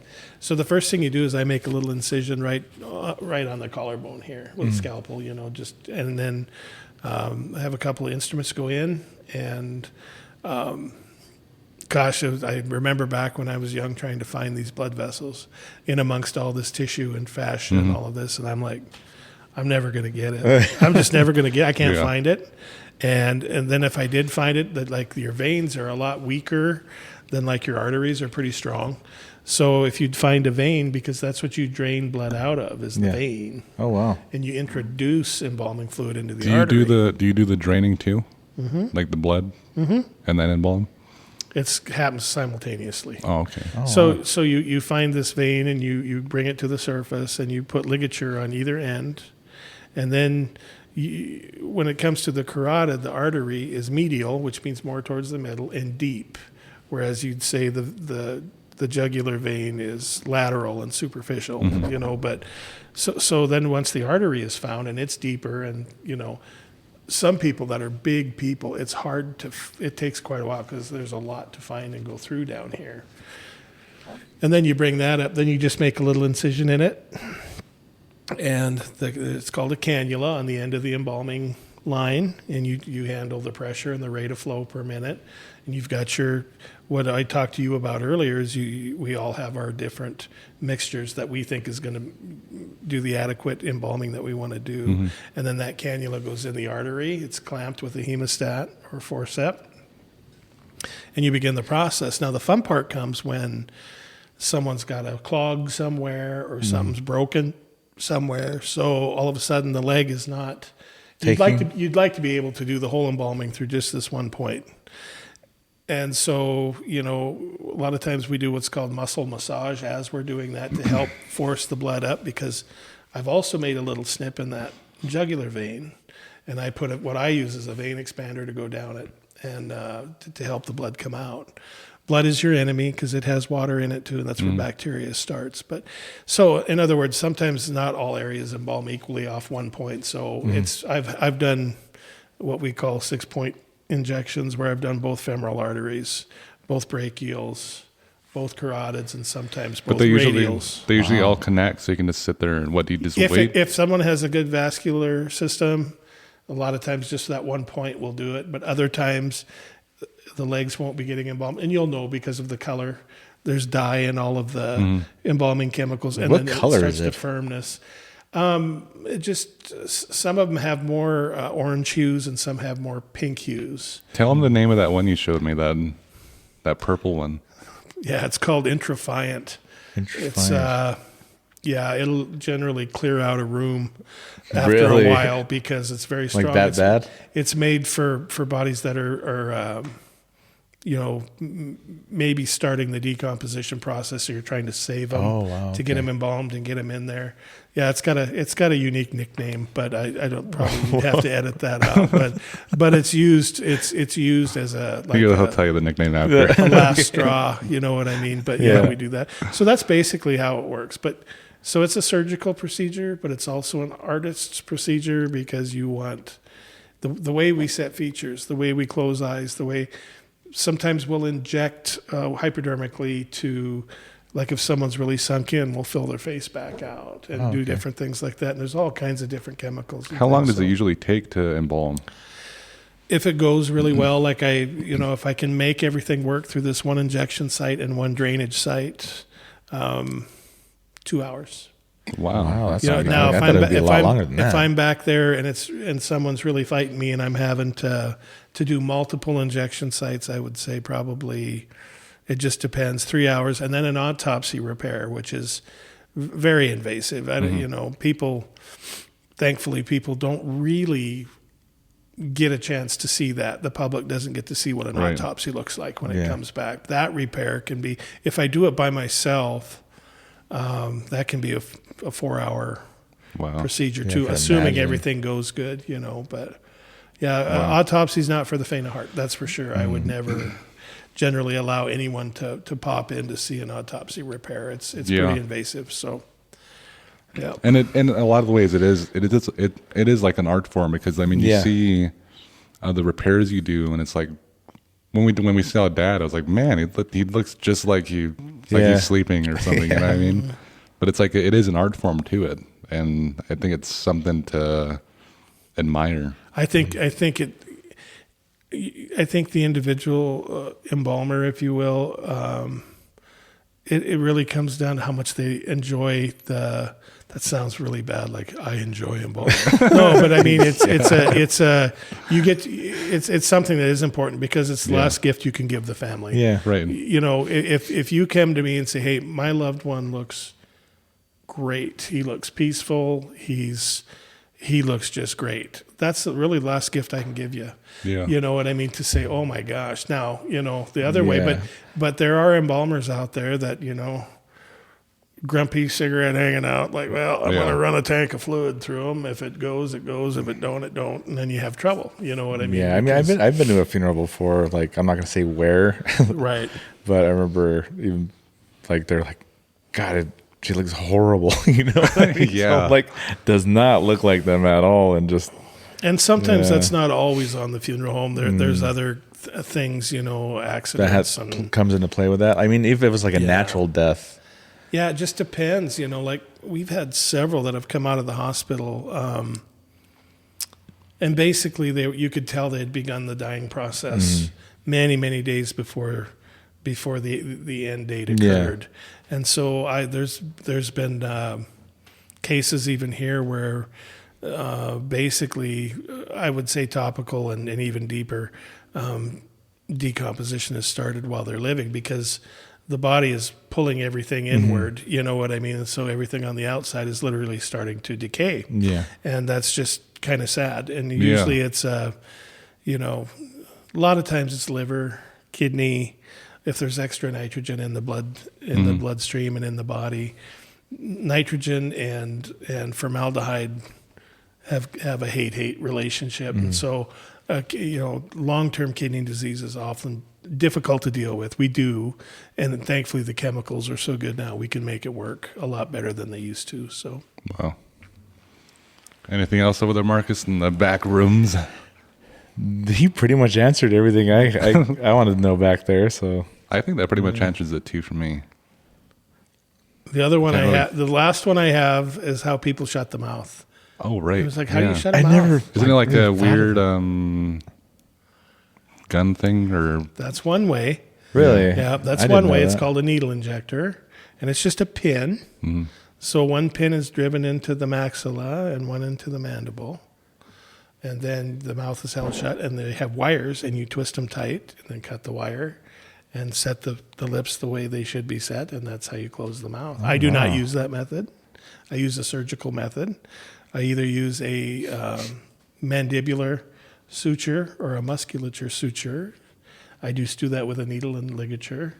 And so it involves going down through on the outside of the jawbone. Yeah. And then back up through the same hole, but on the backside then, and come up, go up through here, up through the nose, across, down, and then I tie it shut. Whoa. Because it won't ever pop loose then. That's how I do that. Wow. Where did you learn that? In school, in mortuary school. Does the other method pop loose a lot? Is that it can, because especially people with really poor bone density or that have had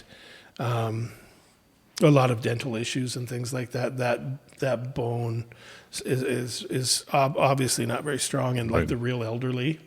Yeah, that's the kind of stuff you don't want to happen like during a funeral or anything like that. Like, Well, hopefully they're firm enough after embalming it wouldn't happen, but I just prefer that way because I know then once I've closed it, it's closed. You know? I could just imagine that happening. Like you're trying to like. I was like dumb, like things pop in my head. Like You almost somebody getting- try to cry over them and just, just Almost Just getting, watch everybody just straight back. almost getting orbited. Those are the questions I get the most is like, what is embalming and how do you close their mouth? And it's just always interesting. Yeah. It's minor So what if surgical, you know. what I if didn't know somebody's you got that prowess, like elaborate, like with what if somebody's too long for a casket? Have you had that happen? Like, what would you do? I've had it happen. What do you do then? It depends on when you say too long. It really does matter. How tall is tall? Like, Right. So we had a guy, not here, but another funeral. He was 6'10". wow. That's a big dude. That is a big that dude. is big.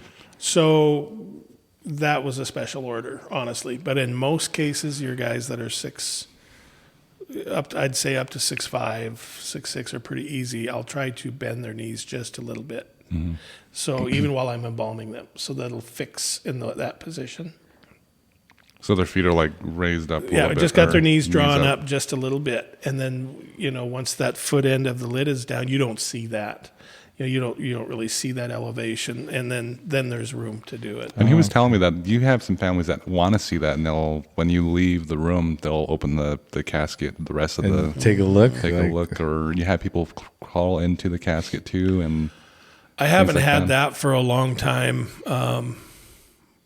I had one woman that was so distraught, or perhaps, I don't know, medicated, but she was literally in the casket. In the casket. I had to pull her out. Not because, there was, it's not really considered acceptable to do that as protocol. Yeah. But we did have to get her out only because it became unstable on the church truck that the casket, and you don't want a casket to fall off with someone in it, so that's No. why.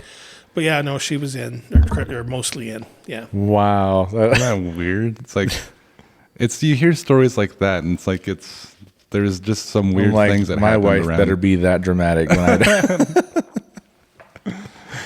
You know what I mean?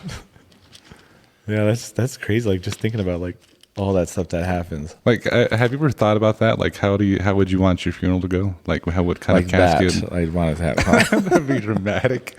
Yeah. Everyone's got to be wasted or something. No. That was Gordon Ramsay's thing. Lots of Boy George music in the room, you know. Yeah, right. Yeah. All I told Alethea was that I want you guys to pay like 10 random women to come and just cry at my casket.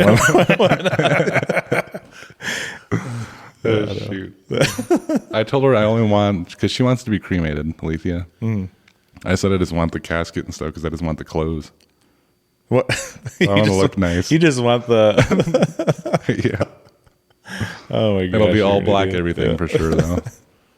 Had some rock music going. I got that new black casket back. I know, there, dude. too. That was cool. You were Really? showing me that, It's yeah. jet black. I got to see that. It's got silver. silver handles around it. I mean, if you're a Harley guy or an Oakland Raiders guy, I'm a Harley guy. that's it. Because then That's if nice. you could put a graphic on that or something, Yeah. a Harley graphic, That'd be it's cool. really cool. Yeah. That'd be, Not trying to move you on your way or anything. I'm just saying it's really cool. You just put that to the You side. know? you know. Yeah. Yeah. No, I can get them. Again, there it goes again. But yeah, anyway. Did you hear that? I did. Like that high pitch. Yeah. Heard it again. Yeah. What time is that on there? We'll know by the. It's 1:57, so I got to look for that. Like, I'm just thinking about this, like, crack open right here, right behind me. Have a face pop up. Yeah. So this is a Fallen Hour podcast, so we got to stick to the theme a little bit. Yeah. And We got to get spooky sometime. right, we got to get a little spooky here. Do you I have? mean, it already started earlier. Oh, gosh, I know. So, like, what is your relationship with the paranormal? Well, other than just being a casual fan, my wife and I have watched.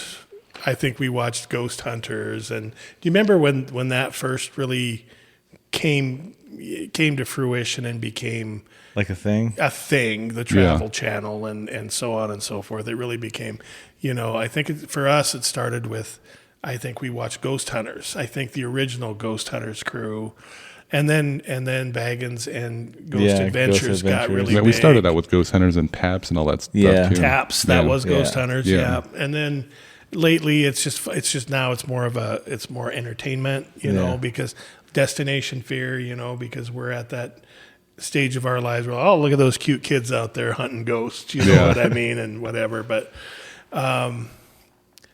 I wouldn't, I come from a really faith-based family, raised in the church and very, I told CDL earlier, my grandfather on my paternal grandfather was like a no-nonsense, rugged kind of bronc rider, cowboy. Yeah. And if you'd have said, Grandpa, I think I saw a shadow cross from the barn to the house or something, he'd be like, move on, boy, or I'll kick you right in the butt. Or, you know what I mean? He would have said, there's no way that's real. That's crazy. That's got to be a soundbite right there. Yeah. Move on, boy. Move on, boy. And he didn't talk like that either. I'm going to start saying that when we hear something. Yeah, move on, boy. Yeah, but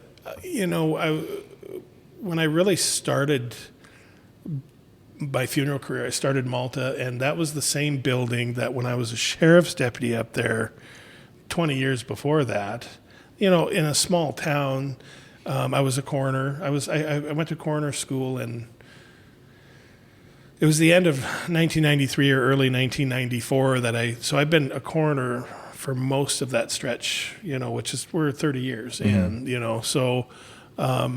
but that was the same funeral home when I was a sheriff's deputy in a small town. You always go to the local funeral home, off like they do here. The coroner needs a place to examine, to store, to do a toxicology draw, which I do a lot of that for the coroner, draw toxicology or assist in doing that. And so oddly enough, I full circled, and that's where I ended up getting into the mortuary business, partly because my mother-in-law had just passed away.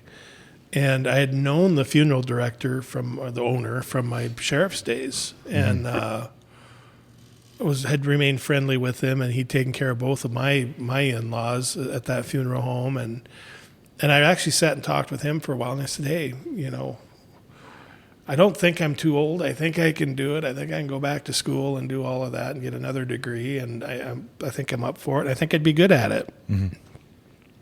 So I kind of started with him as an apprentice up there, and usually we associate like hauntings, and I don't know if I'd call what happened to me a haunting or an event. An encounter? An encounter, maybe. A haunting seems more like a residual thing to me. It happens at the same time every night, or in the same window, or at the same thing rattles or whatever. Like reoccurring. Kind of a reoccurring thing, like it's an imprint.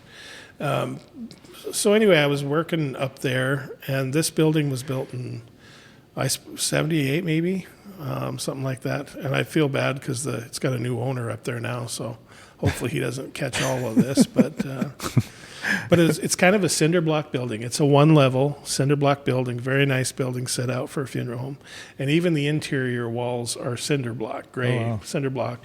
It's nice. I mean, there's nice portraits and big chapel and all that. So from the very front of the building, you can, just like this hallway here, except it's a hallway, not an aisleway. Goes all the way from the front of the funeral home to the back to the garage. There's two visitation rooms you pass. There's a family room you pass, and then you get to an office, a bathroom, prep room, garage, where the crematory was in the garage too.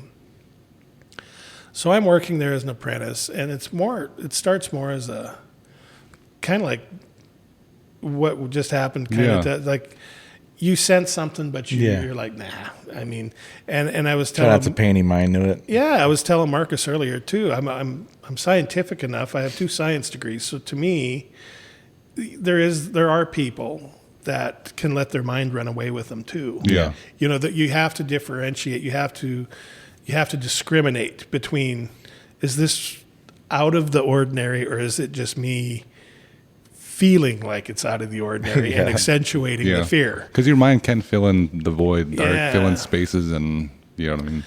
So the first thing that happened at that funeral was, and I think I told Marcus this while you were out, we'd walk from the back to the front often, you know, but we'd always leave this family section dark that you'd walk through. You'd straight line, but you'd walk through a section.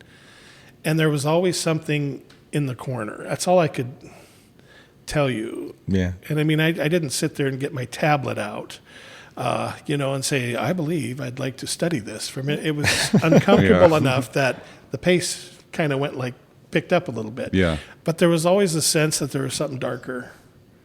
Like your vision. You ever been in a room and it's dark to the point you're stopped because you don't want to stumble around and hit everything, and you sense something darker than the dark? Yeah. So that's what this was. It was a, I don't know, I guess for lack of a better term, I'd call it a figure.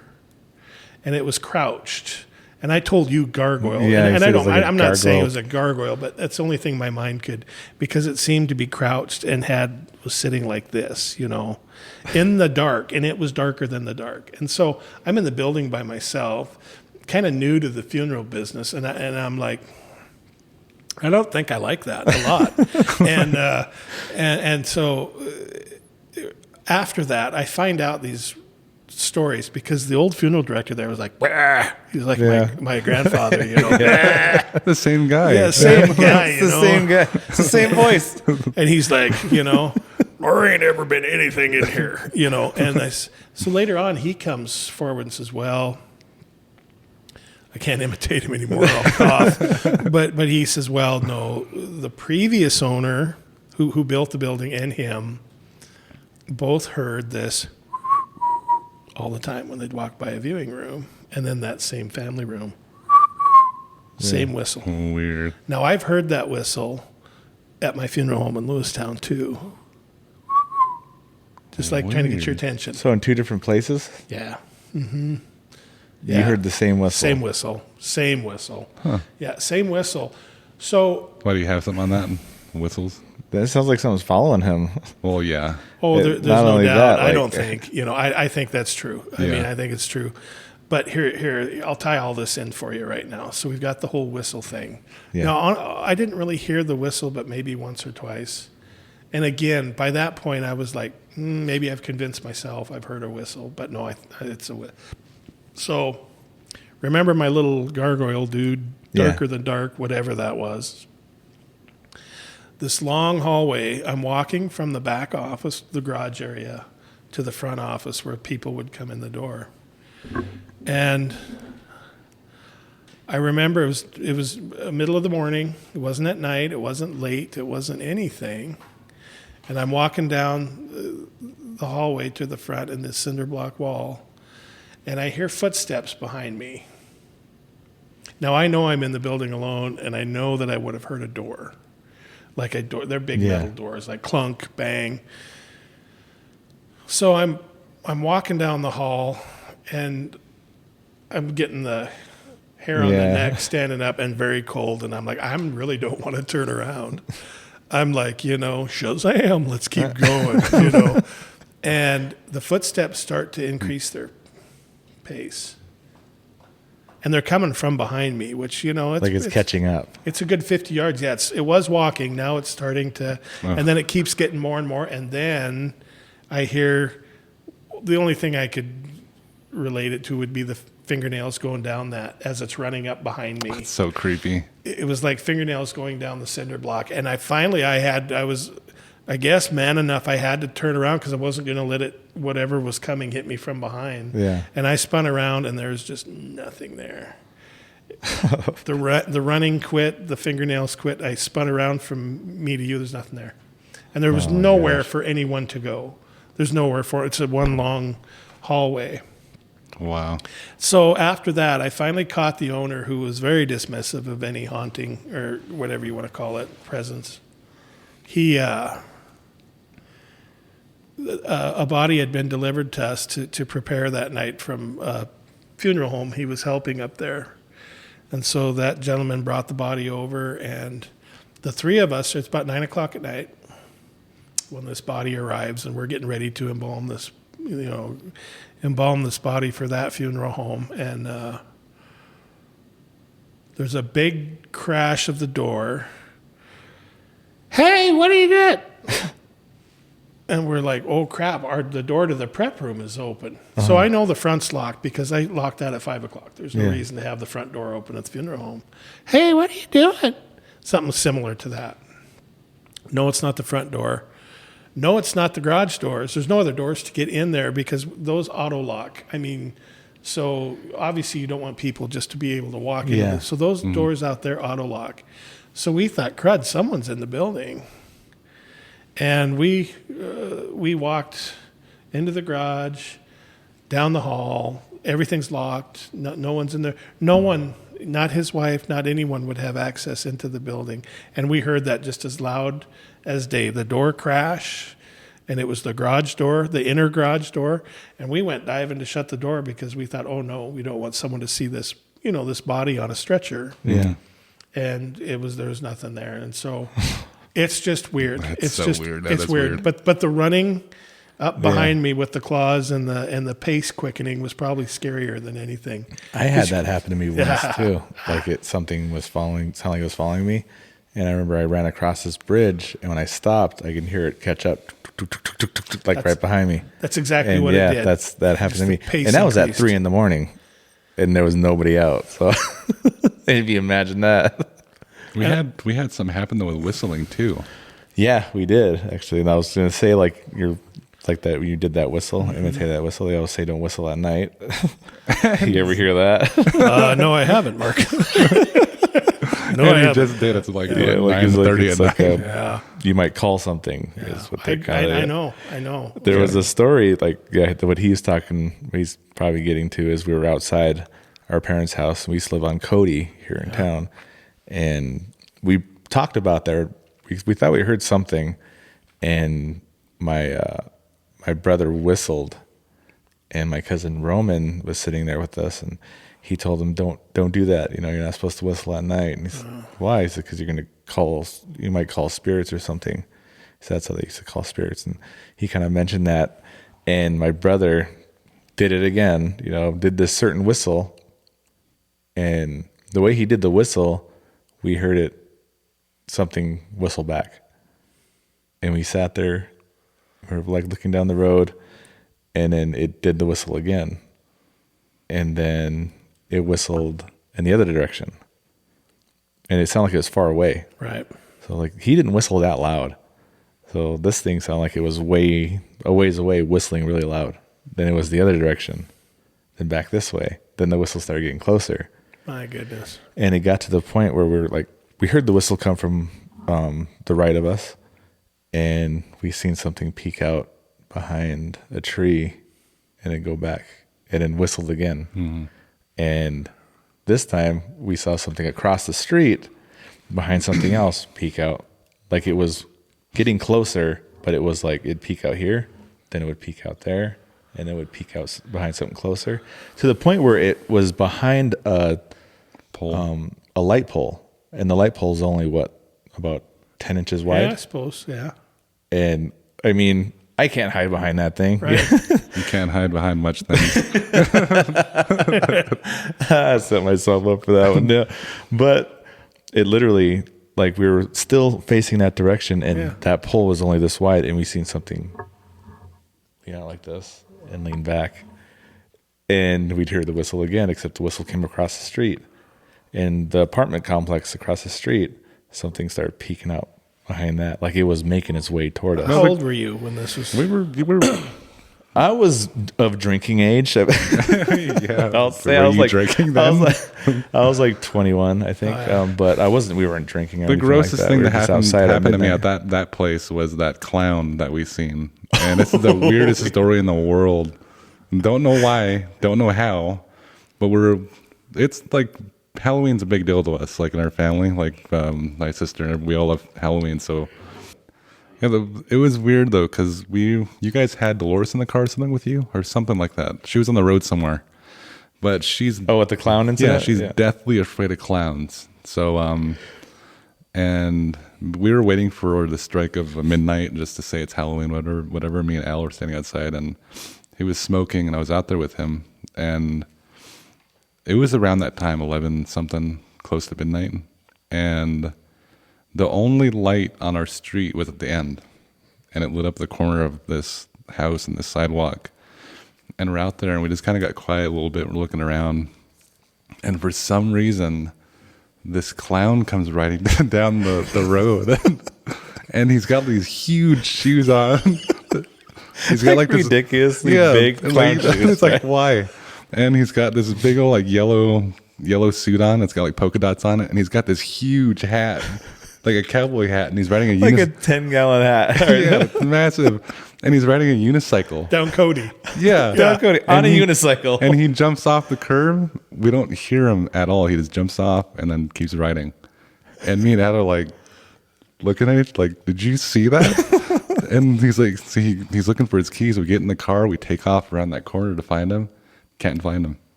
Like, how far can he get on a unicycle? Yeah. That fast? With that hat. With that. Trying to balance that. And it was like bugger. around midnight. It was the weirdest thing. That is weird. Yeah. Like, I tell him, like, clowns are funny, but not at night. You know what I mean? That's just unsettling. Yeah, I called Dolores right away and told her, and she freaked out. My youngest sister's absolutely terrified of clowns, which gives me a good impetus every Halloween to like pop up in her kitchen in a clown uniform, you know. Like, I like Pennywise, yeah. like, you know, that kind of stuff. I mean, I'm probably wearing, I got Pennywise socks on right now. Like, I'm a fan of that stuff. Yeah. But yeah, she hates it. She hates them. So that just creeped her the hell out. Oh my goodness. Well, we can probably get Steve to his dinner. Oh yeah, that's right.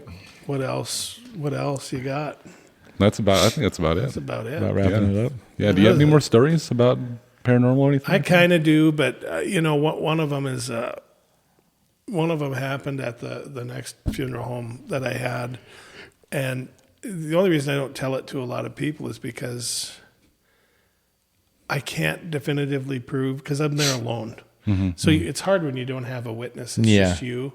And then I'm telling you, like, hey, you know what happened to me? And you're like, yeah, right. Because I can say whatever I want. This is a safe place. No, but there was... We get stories like this all the time. But I mean, there was no witnesses. So I mean, I don't have any corroboration or anything. But I'm convinced that...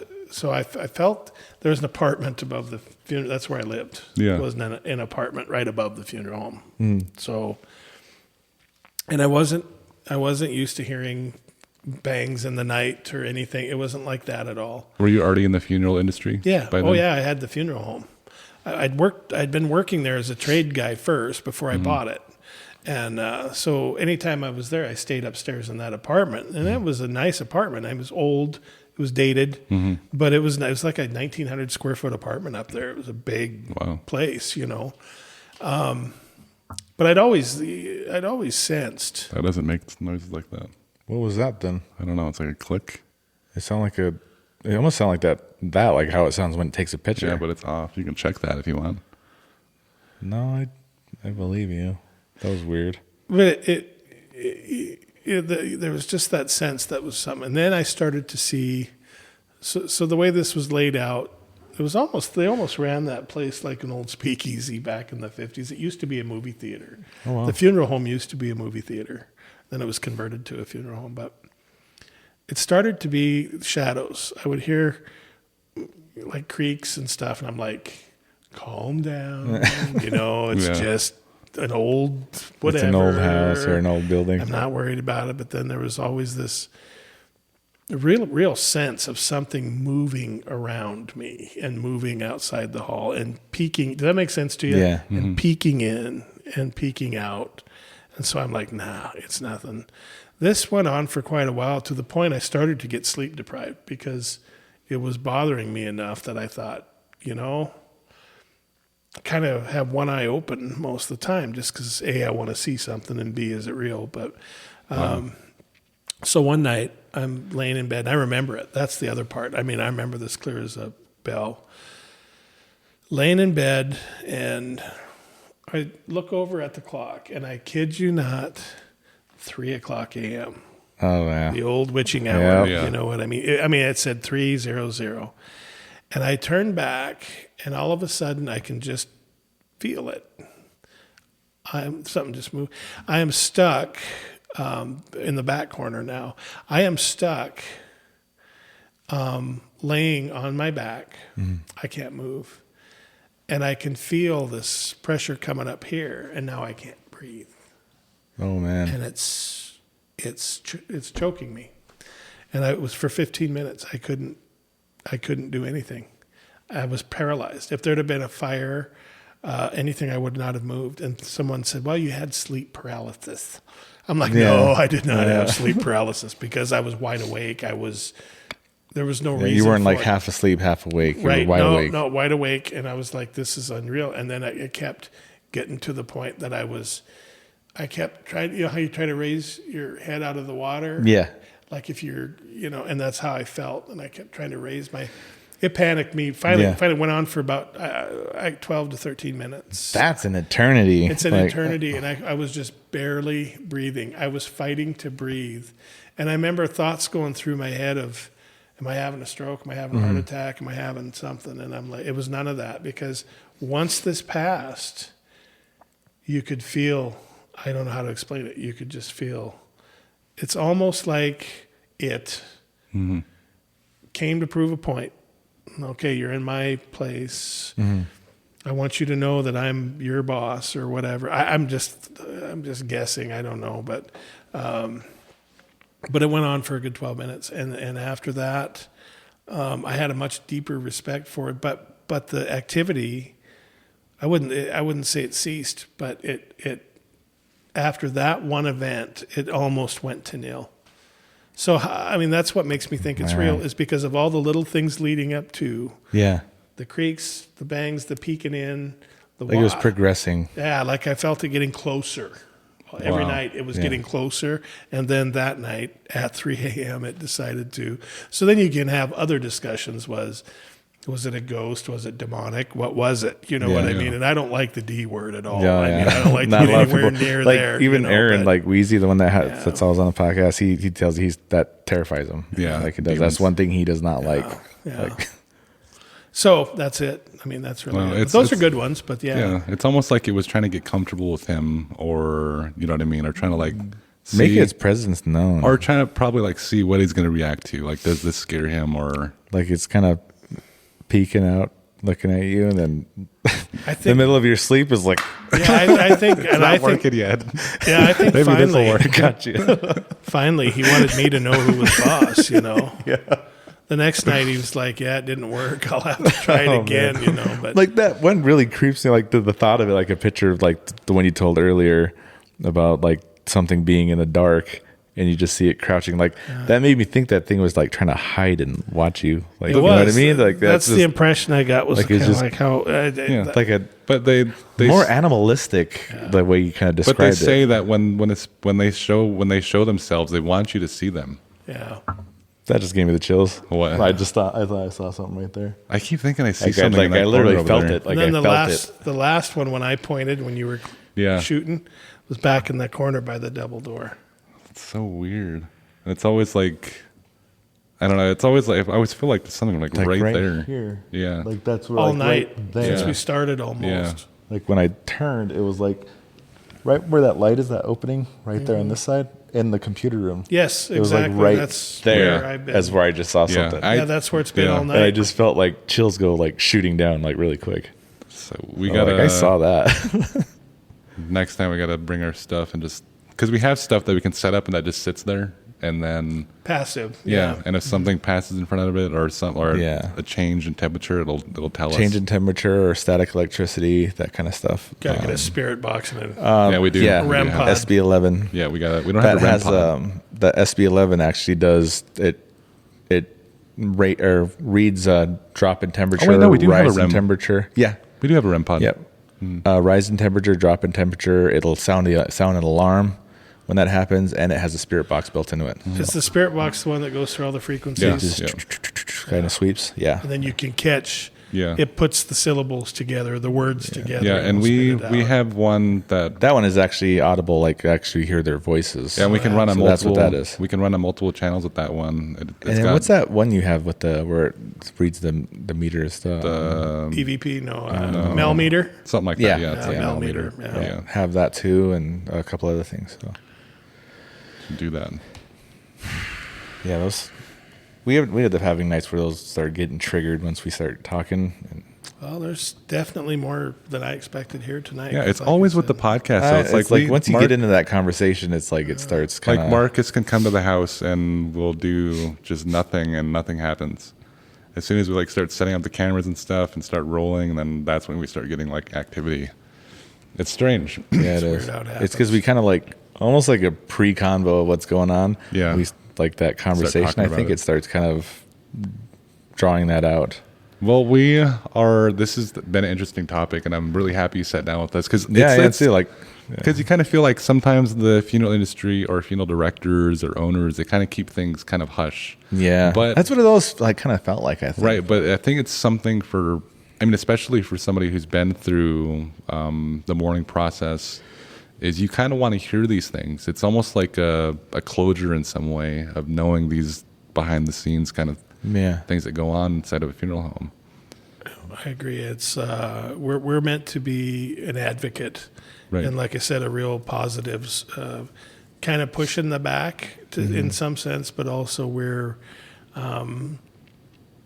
nothing should and nothing does, but nothing should mean more to us than the care of your loved one and then the care of your family and support of that, and that's exactly how we do it. And I mean Right. that's our goal every time, and so that's what we strive for. So. And we are launching a podcast with Steve in the funeral home, and it's going to be, I think we're going with Behind the Veil for We the name. are. Behind the Veil podcast. That'll be out sometime soon, and it's going to be someone like this. So we're going to be talking about the funeral industry, some things behind the scenes that you wouldn't normally hear, maybe some interviews along the way. Marcus will be a co-host on this, and be something interesting to go forward. I think we'll get some emails to come in too. We'll answer questions or Yeah, however you get yeah, questions answer to questions, us. yeah. You know, that would Yeah. be real cool to I was like doing that kind of stuff. kind of Yeah. viewer mail, so to speak. Yeah. You know, so yeah. I think it's really cool, something to get into. So Yeah. look out for that. It'll be announced on our Facebook. So with that being said, Marcus, my name is Sita Linig. This is Marcus, and tonight our special guest, Steven. I said Steven. I didn't say Steven. Kierkegaard? Kierkegaard. He got it. He passed. He gets a gold star. You're listening to Fallen Hour I almost Radio. said Ermagerd. Oh, shoot. Yeah, dude, I saw it like literally right there. So weird. That is the best time I've had in a long time, sitting down with you two just shooting the bull. Got to do Yeah. it more. It was a lot of fun. That's fun.